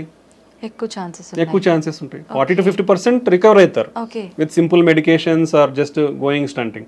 But rest of the 40-50% in heart attack with cardiogenic shock అంటాం, అంటే BP పడిపోయినప్పుడు. In rest of the 40 to 50%, around 75 to 80% are going to die whatever the treatment you give. That is the risk profile in heart attack. So ఎప్పుడైనా heart ఇంటర్వెన్షన్స్ని ఆ విధంగా చూడండి, అన్నీ తెలుసుకోండి. అంటే always we explain the patient before taking any surgery. I think this is a platform I am getting. I just want to tell the people, అంటే అందరికి అర్థం అవ్వాలి అంటే ఎంత రిస్క్ ఉంటుంది హార్ట్ సర్జరీలలో కానీ హార్ట్ స్టంటింగ్లలో కానీ. స్టంటింగ్ అనేది రియర్లీ అంటే వెరీ లెస్ కాంప్లికేటెడ్ ప్రొసీజర్స్ లాగానే we are doing very good results, we are giving good results. But still some risk will be there. మనము చిన్న కాలో ఏలో ఏ చిన్న ముక్కు సర్జరీ చేయించుకున్నా రిస్క్ చెప్తా ఉన్నారు. హార్ట్కి ఉన్న డెఫినెట్లీ రిస్క్ అనేది ఉంటుంది. బట్ ఈవెన్ దెన్ అవన్నీ ప్రికాషనరీ మెజర్స్ తీసుకొని we always do very safely and we always bring the patient a good life. Okay, ఇది కంపల్సరీ అందరూ మీలాగా ఆలోచిస్తే definitely doctors will be always be happy. Sir 7 to 8% ఖచ్చితంగా అక్కడ ఉండి పేషెంట్ని క్యూర్ చేయడానికే వాళ్ళ ప్రయత్నం అంతా చేస్తుంటారు. అసలు నార్మల్గా హార్ట్ సర్జరీ చేసేటప్పుడు స్టంట్స్ ఇలాంటి హార్ట్కి సంబంధించినవి ఏదైనా చేసేటప్పుడు జనరల్గా ఎంత సమయం పడుతుంది సార్? అంటే డిపెండ్స్ ఆన్ ద లిజన్ అండి. నేను ఆల్రెడీ మీకు ఇప్పుడు చెప్పాను. So lesions are different. Fibrous plaque అంటాం, ఫ్యాటీ ప్లాక్ అంటాం, క్యాల్సిఫిక్ ప్లాక్ అంటాం. ఇప్పుడు like and number of the blocks, single block ఉందా, ఇప్పుడు లెఫ్ట్ సైడ్లో 2 మేజర్ వెజల్స్ ఉంటాయి, లెఫ్ట్ సైడ్లోనే 2-3 బ్లాక్స్ ఉన్నాయా, రైట్ సైడ్ కూడా ఉందా? ఓకే, ఇప్పుడు 3 బ్లాక్స్ ఉన్నాయి. ఇప్పుడు సింపుల్ లిజన్స్ అనుకోండి, it may take around 1 hour or 1.5 hours. Like calcium lesions, we need to use additional treatments like the calcium ki we will call as rotational atherectomy అంటాం, drill చేసుకుంటూ పోతుంది. ఇంకోటి orbital అథెరెక్టమీ, అది కూడా ఇంకో మెకానిజం తో drill చేస్తుంది. ఇంకోటి ఇంట్రావాస్కులర్ లిథోట్రిప్సీ అంటాం, అంటే ఒక అల్ట్రాసోనిక్ వేవ్స్ తో ఒక బెలూన్ ని తీసుకొని పోయి దాన్ని కాల్షియం ఏదైతే స్ట్రాంగ్ సిమెంట్ లాగా ఉంటుందో దాన్ని బ్రేక్ చేస్తాం అన్నమాట. అదొక మెథడాలజీ ఉంది. సో ఇలాంటి అడిషనల్ టెక్నిక్స్ లేదా ఇమేజ్ గైడింగ్ అనేది వాడినప్పుడు కానీ, సో ఇలాంటి టైంలలో it may take longer time, sometimes 3 to 4 hours. Like if you see like bifurcation, ఇప్పుడు ఒక వెజల్ ఇట్లా వస్తుంది, ఇక్కడ నుంచి ఇంకో బ్రాంచ్ ఇట్లా వస్తుంది. సో ఇక్కడ బ్లాక్ ఉంది, ఇక్కడ బ్లాక్ ఉంది. ఈ రెండింటిని స్టంట్ వేయాలి, తీసుకోవాలి. బైఫర్కేషన్ స్టంటింగ్ అంటాం. ఇంకోటి లెఫ్ట్ మెయిన్ వెజల్ స్టంటింగ్ అంటాం, అంటే main vessel it will supply almost like 70% of the blood supply to the heart. Okay, అలాంటి సినారియో. లేదంటే క్రానిక్ టోటల్ అక్లూజన్స్ అని చెప్పాను, సిటీఓస్ అంటాం. అంటే అది మూసుకుపోయి more than 3 months to 1 year or sometimes 7 years or 10 years కూడా అయి ఉండొచ్చు. బట్ పేషెంట్కి తెలియదు ఒక్కొక్కసారి, because of probably some protective phenomenon will be there. Definitely there are some protective phenomena in our heart. అంటే ఇప్పుడు రైట్ సైడ్ ప్రాబ్లీ మూసుకుపోయింది అనుకోండి, ఇప్పుడు ఇదంతా వెజల్, ఇక్కడ నుంచి బ్లడ్ వెజల్ ఉంది, ఇక్కడ మూసుకుపోయింది, ఇక్కడ నుంచి బ్లడ్ సప్లై రాదు. సో లెఫ్ట్ సిస్టమ్ నుంచి వస్తుంది మనకి, సో లెఫ్ట్ సిస్టమ్ నుంచి ఇక్కడ వరకు వస్తుంది. So that is a protective mechanism. So initial stages లో మూసుకుపోయిన ప్రొటెక్టివ్ మెకానిజం ఉండడం వల్ల దానికి పెద్ద సిమ్టమ్స్ తెలియవు. But on a long term ఇటుపక్క కూడా బ్లాక్ ఏర్పడింది, అప్పుడు తనకి బ్లడ్ సప్లై అనేది తగ్గుతుంది కాబట్టి సిమ్టమ్స్ అనేది మేనిఫెస్ట్ అవుతాయి. సో ఇలాంటి లీజన్స్ ట్రీట్ చేసినప్పుడు 3 to 4 hours అనేది పడుతుంది. ఓకే సార్, చాలా మందిలో ఎక్కువ వింటుంటాం ఎర్లీ మార్నింగ్స్ టైంలో నిద్రలో ఉన్నప్పుడు మాత్రమే హార్ట్ అటాక్స్ వస్తుంటాయి అని చెప్పి. ఎందుకని ఆ టైంలోనే ఎక్కువగా జరుగుతూ ఉంటుంది సార్? ఆ టైంలోనే వస్తాయి అనేది ఏం లేదు, any time can come, depends on our lot of hormonal influences and physical and environmental factors. But mostly morning there are some hormonal changes will be there that will contribute to heart attacks in the morning times లో కొంచెం ఎక్కువ ఉండే అవకాశం. Sometimes winter seasons లో it will cause వ్యాసోస్, ఇప్పుడు చలి ఉందనుకోండి vessels cause వ్యాసోస్పాజం. So అలాంటప్పుడు కొంచెం ఎక్కువ వచ్చే అవకాశం ఉంటుంది. ఫుడ్ తిన్న తర్వాత మనం ఎక్కువ వాక్ చేసిన అలాంటి టైంలో ఎగ్జర్షన్ ఉంటుంది కాబట్టి, అంటే our blood supply will be there mostly to the gut to observe the nutrients. అలాంటి టైంలో ఫుడ్ తిన్న తర్వాత వాకింగ్ చేసి ఎక్సర్సైజ్ లాగా చేసినప్పుడు చేస్తే వచ్చే అవకాశం, అంటే ఆల్రెడీ ఉన్న వాళ్ళలో బ్లాక్స్ ఉన్న వాళ్ళలో వచ్చే అవకాశం ఉంటుంది అనమాట. ఓకే సార్, ఈ మధ్య కాలంలో వింటున్నాం, చాలా మంది చూస్తున్నాం కూడా సోషల్ మీడియాలో, మనం జిమ్ చేసే వాళ్ళు ఎక్కువగా సడన్ గా పడిపోవడము, అక్కడే స్పాట్ లో డెత్ అవ్వడము, ఇలాంటి సంఘటనలు చాలా వింటున్నాం. ఇది హార్ట్ అటాక్ అంటారా సార్? అసలు ఎందుకు జరుగుతుంది? డిఫరెంట్ సినారియోస్ ఉంటాయండి దీంట్లో కూడా. Like if you speak like athletes, sudden death in athletes అనే ఒక టాపిక్ ఉంటుంది. సో ఏంటంటే వాళ్ళలో కొన్ని underline structural abnormalities of the heart ఉండొచ్చు, బికాస్ ఆఫ్ వాళ్ళు చెక్ చేయించుకొని ఉండొచ్చు. కొందరిలో జెనెటిక్ ఛానలోపతిస్ అంటే అరిథమిక్ హార్ట్ రేట్ అబ్నార్మాలిటీస్ ఉండే ఛాన్స్ ఉండొచ్చు. సో ఇలాంటి కారణాల కూడా జరుగుతాయి. But work heavy entrance exercise చేసినప్పుడు ఏమవుతుందంటే మన హార్ట్ అనేది చాలా అగ్రెసివ్గా వర్క్ చేయాల్సి ఉంటుంది, బికాస్ ఆఫ్ రిక్వైర్మెంట్. బాడీకి బ్లడ్ అందాలి కాబట్టి. సో అప్పుడు ఏమవుతుంది, సప్లై డిమాండ్ మిస్ మ్యాచ్ అవుతుంది. ఓకే, సప్లై డిమాండ్ మిస్, ఇప్పుడు చిన్న ప్రాబబ్లీ వాళ్ళకి ఆల్రెడీ అన్డిటెక్టెడ్, ఇప్పుడు అండర్ డయాగ్నోస్ బ్లాక్స్ ఉన్నాయి అనుకోండి, అప్పుడు ఏమవుతుంది, సప్లై డిమాండ్ మిస్ మ్యాచ్ అయ్యి హార్ట్ ఫంక్షన్ అనేది తగ్గే ఛాన్స్ ఉంటుంది, బ్లడ్ సప్లై తగ్గడం వల్ల. అదే ఒక మెకానిజం. సో క్రానిక్ గా ఎక్సర్సైజ్ చేసే వాళ్ళకి ఏంటంటే మజిల్ థిక్నెస్ అనేది కొంచెం ఎక్కువ ఉంటుంది అనమాట, హైపర్ట్రోఫీ ఉంటుంది. అలాంటప్పుడు ఏంటి, ఆ థిక్ అండ్ మజిల్ కంప్రెషన్ ఎక్కువ ఉండి వ్యాసోస్పాజం అంటే బ్లడ్ వెజల్స్ కూడా కంప్రెస్ అయ్యే ఛాన్స్ ఉండొచ్చు. అండ్ వర్క్ లోడ్ ఎక్కువ ఉంటుంది కాబట్టి అక్కడ కూడా సప్లై డిమాండ్ మిస్ మ్యాచ్ ఉంటుంది. ఒకసారి ఎక్సర్సైజ్ చేసినప్పుడు ఏమవుతుందంటే స్పాంటేనియస్ కొరనరీ డిసెక్షన్స్ ఉంటాం, అలా అంటే కోతలు కోసుకుపోయే అవకాశం ఉంటుంది, బీపీ హార్ట్ రేట్ అన్ని ఎక్కువ అయిపోతాయి కదా. సో ఆ బీపీ హార్ట్ రేట్ ఎక్కువైనప్పుడు అలా జరిగే అవకాశం ఉండొచ్చు. సమ్ టైమ్స్ అరిథమిక్ సిండ్రమ్స్ ఆల్రెడీ ఇప్పుడు మనం ఎక్సర్సైజ్ చేసినప్పుడు హార్ట్ రేట్ పెరిగిపోతుంది, సమ్ టైమ్స్ అది ఇంకా ఎక్కువ పెరిగిపోవడం వల్ల సడన్ డెత్లు అయ్యే ఛాన్స్ ఉండొచ్చు. డిహైడ్రేషన్ ఉంటుంది, డిహైడ్రేషన్ ఎలక్ట్రోలైట్ అబ్నార్మాలిటీస్ వల్ల జరిగే అవకాశం ఉండొచ్చు. సో వీళ్ళలో అన్డిటెక్టెడ్ ఏమన్నా కొరనరీ అనామలీస్ కానీ ఇట్లా ఏదన్నా ఉంటే అది కంప్రెషన్ అవ్వడం వలన ఈ విధంగా కూడా బ్లడ్ సప్లై తగ్గడం వల్ల సడన్ గా చనిపోయే అవకాశం ఉండొచ్చు అనమాట. So better evaluate yourself before doing intense workouts. మనం already we discussed heavy intense workouts are not much required. Minimum of 150 minutes per week, 75 minutes of high intense workouts per week is enough. So you can take gaps between doing intense workouts. You can limit yourself up to what level you can do. So ఆ precautionary అన్ని తీసుకొని then under strict guidance there should be some person, మీరు ఇలా చేసేటప్పుడు ఒక strict person who knows how to మనం resuscitation అంటాం. Suppose in case ఏదైనా జరిగితే at least they know how to do a CPR and until the medical facility arrives at you. So ఈ అన్ని సెటప్ ఉండి ప్రికాషనరీగా ఉన్న తర్వాతనే హై ఇంటెన్స్ వర్కౌట్స్ అనేది వెళ్ళడం మంచిది అనమాట. ఓకే సార్, కరోనాకి ఎఫెక్ట్ అయిన వాళ్ళలో ఎక్కువగా గుండె జబ్బులు వస్తున్నాయని చెప్పి వింటున్నాం, ఇదంతా నిజమే అంటారా? దేర్ ఆర్ సమ్ మెకానిజమ్స్ అండి, అంటే దాని వల్లనే వస్తున్నాయి అని అయితే ఏమీ మనం చెప్పలేం, but there is a possibility is there. So COVID అనేది ఒక inflammatory disease, okay, basically, and microvascular disease అనేది కూడా అంటాం, microvascular inflammatory disease. So post COVID అంటే కోవిడ్ తర్వాత కూడా ఈ ఇన్ఫ్లమేషన్ కానీ ఇమ్యూనిటీ డిస్రెగ్యులేషన్ అనేది కొంచెం ఉంటుంది. వాట్ ఎవర్ ద మనకి స్టడీస్లో మెకానిజమ్స్, ప్రపోజ్డ్ మెకానిజమ్స్, అలానే సమ్ అనటామిక్ డిస్టర్బెన్స్ అంటే మన సింపెథటిక్ యాక్టివిటీ, పారాసింపెథటిక్ యాక్టివిటీ, రెండు సిస్టమ్స్ ఉంటాయి మనకి. అటోనామిక్స్ అంటే మన బ్లడ్ ప్రెషర్ని, హార్ట్ రేట్ని కంట్రోల్, బ్లడ్ వాల్యూమ్ని కంట్రోల్ చేసే సిస్టమ్స్ ఉన్నాయి. సో ఆ ఇంబ్యాలెన్స్ కూడా ఉందన్నమాట. సో అండ్ ఈ ఇన్ఫ్లమేషన్ వల్ల ఏమవుతుందంటే మన వెజల్ డ్యామేజ్ అవుతుంటుంది, కొంచెం more prone to thrombotic risk ఉంది.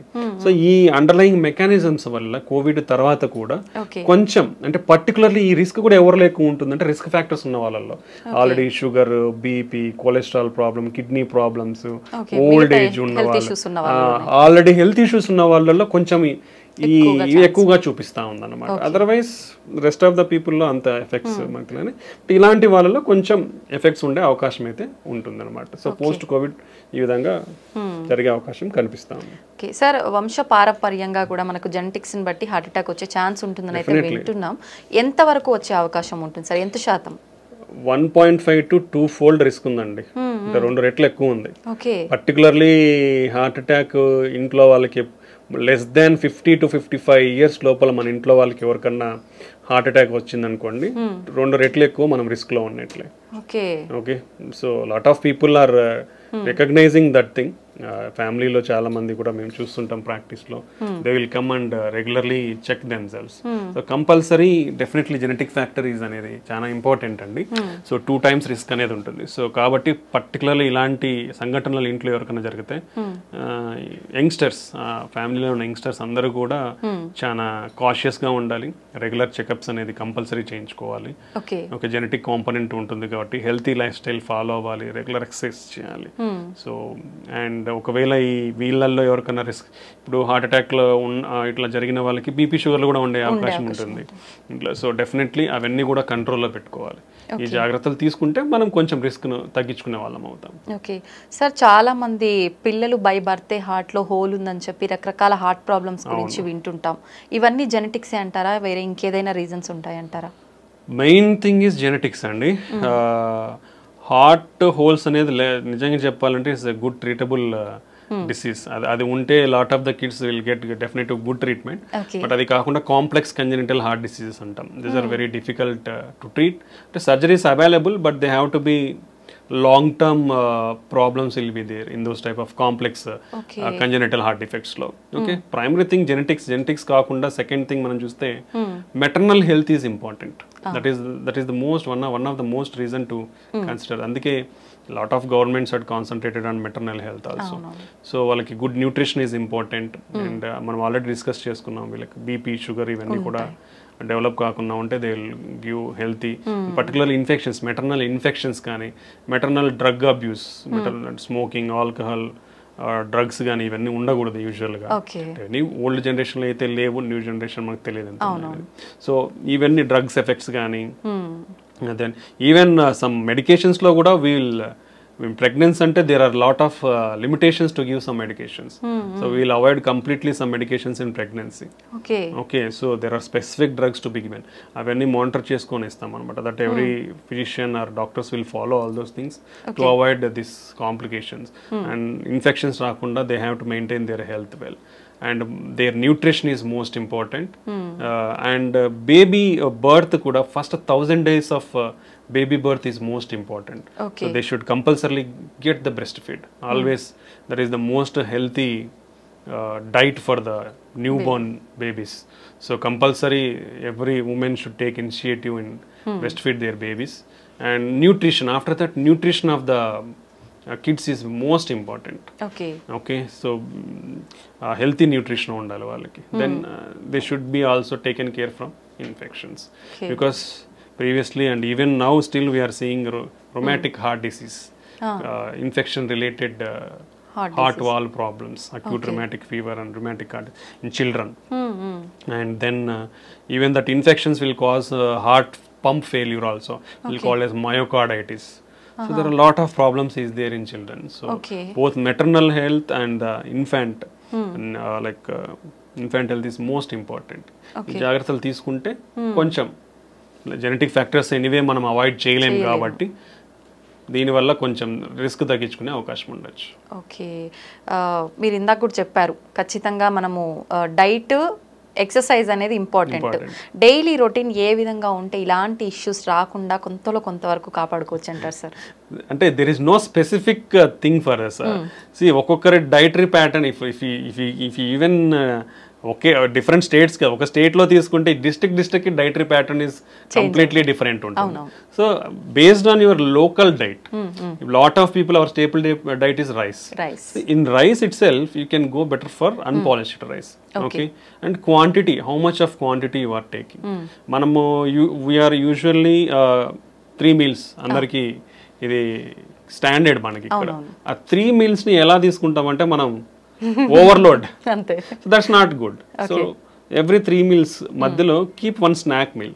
Okay, small snack meal, so that you can reduce the amount here. So ఒకేసారి ఎక్కువ తీసుకునేదనే తగ్గుతుంది. So take limited food multiple times rather than taking heavy food at only 3 times. That is one of the important thing where we can concentrate and change our lifestyle. That will reduce. And our snacks kuda you can take raw vegetables or only fruits, or you can take nuts. So these healthy nuts. Don't go for processed foods. Don't go for like ready to eat, ready to made foods. Those are all unhealthy, and it's only for చెప్పాను కదా, easy availability is causing lot of problems. అంతే sir. Okay, so దీన్ని prevent చేసుకోవాలంటే ఈ measures తీసుకుంటే ఫుడ్లో మనం. And now previous కాలంలో మనం చాలా మంది చెప్పేది వింటాం, మిల్లెట్స్ ఎక్కువ తినేవాళ్ళు మన గ్రాండ్ పేరెంట్స్ కూడా. ఆఫ్టర్ దట్ రైస్ అనేది వచ్చింది. So better you can take parts of the millets and cereals and pulses in to our food. చాలా తక్కువ తీసుకుంటాం అందరం. You should increase all these things. Beans కానీ, kidney beans, or a lot of different types of beans is there. So we can increase all those diet in our food. So ala cheyadam valla we can take a more healthy food and restrict your non-vegetarian. ఇప్పుడు రోజు బిర్యానీలు తినే వాళ్ళు ఎంతమంది ఉన్నారు, వేలల్లో ఉంటారు. So that's not healthy. Okay, so you can reduce your non vegetarian. Previously only weekly once తినేవాళ్ళు. That's good really. Nowadays daily non veg లేనిదే ముద్ద కూడా దిగని వాళ్ళు చాలా మంది ఉంటారు. So that's not a good habit. we already discussed చేప అంటే ఫిష్ కానీ పౌల్ట్రీ కానీ 2 to 3 times. అంటే 2 to 3 times అంటే 3 days కాదండి, 2 to 3 servings. It is called 2 to 3 servings per week. Okay, అది important. That is important, not days. 2 to 3 servings per week is okay. Okay, ఈ changes in the diet తీసుకుంటే we'll stay healthy. And exercise definitely at least spare 30 minutes. You do simple walk or brisk walk, or spare 30 minutes for your health. Per day. Okay. At least 6 days a week. Sunday you can enjoy wherever. At least 6 days a week, spare 30 minutes a day. Just if you are not having any equipment or nothing, do normal walk or do small brisk walk. That will maintain you healthy. And if anybody is really interested, average people life style ప్రకారం, ఇప్పుడు అందరున్న life style ప్రకారం ఎన్ని steps నడుస్తున్నారు చెప్పదా? 2000 to 3000 steps కంటే నడవట్లేదండి, ఇంకా తక్కువ నడుస్తున్నారు. That is unhealthy. Minimum to minimum maintain around 5,000 to 6,000 steps per day. If you are really have time, go for at least 10,000 steps per day. That will still have some more benefits. So ivanni kuda important. Exercise is definitely a part and parcel of our this thing. Along with that, you can practice meditation or yoga. Yoga is having a lot of good beneficial effects on the health and mind. So you can do yoga and meditation. So at least ante oka 1 hour, like 30 minutes some exercise, 15 minutes some yoga, 15 minutes some meditation. You'll get that peace of mind and you can reduce your stress levels. You can control అంటే మన risk ఫ్యాక్టర్స్ని control చేసుకోవచ్చు. ఇలా చాలా వాటికి ఉపయోగపడుతుంది అనమాట. Okay, నిజంగా చాలా మంచి వాల్యుబుల్ ఇన్ఫర్మేషన్ అయితే మా ప్రేక్షకుల కోసం ఇచ్చారు sir. Thank you very much. Thank you అండి, థ్యాంక్ యూ వెరీ మచ్.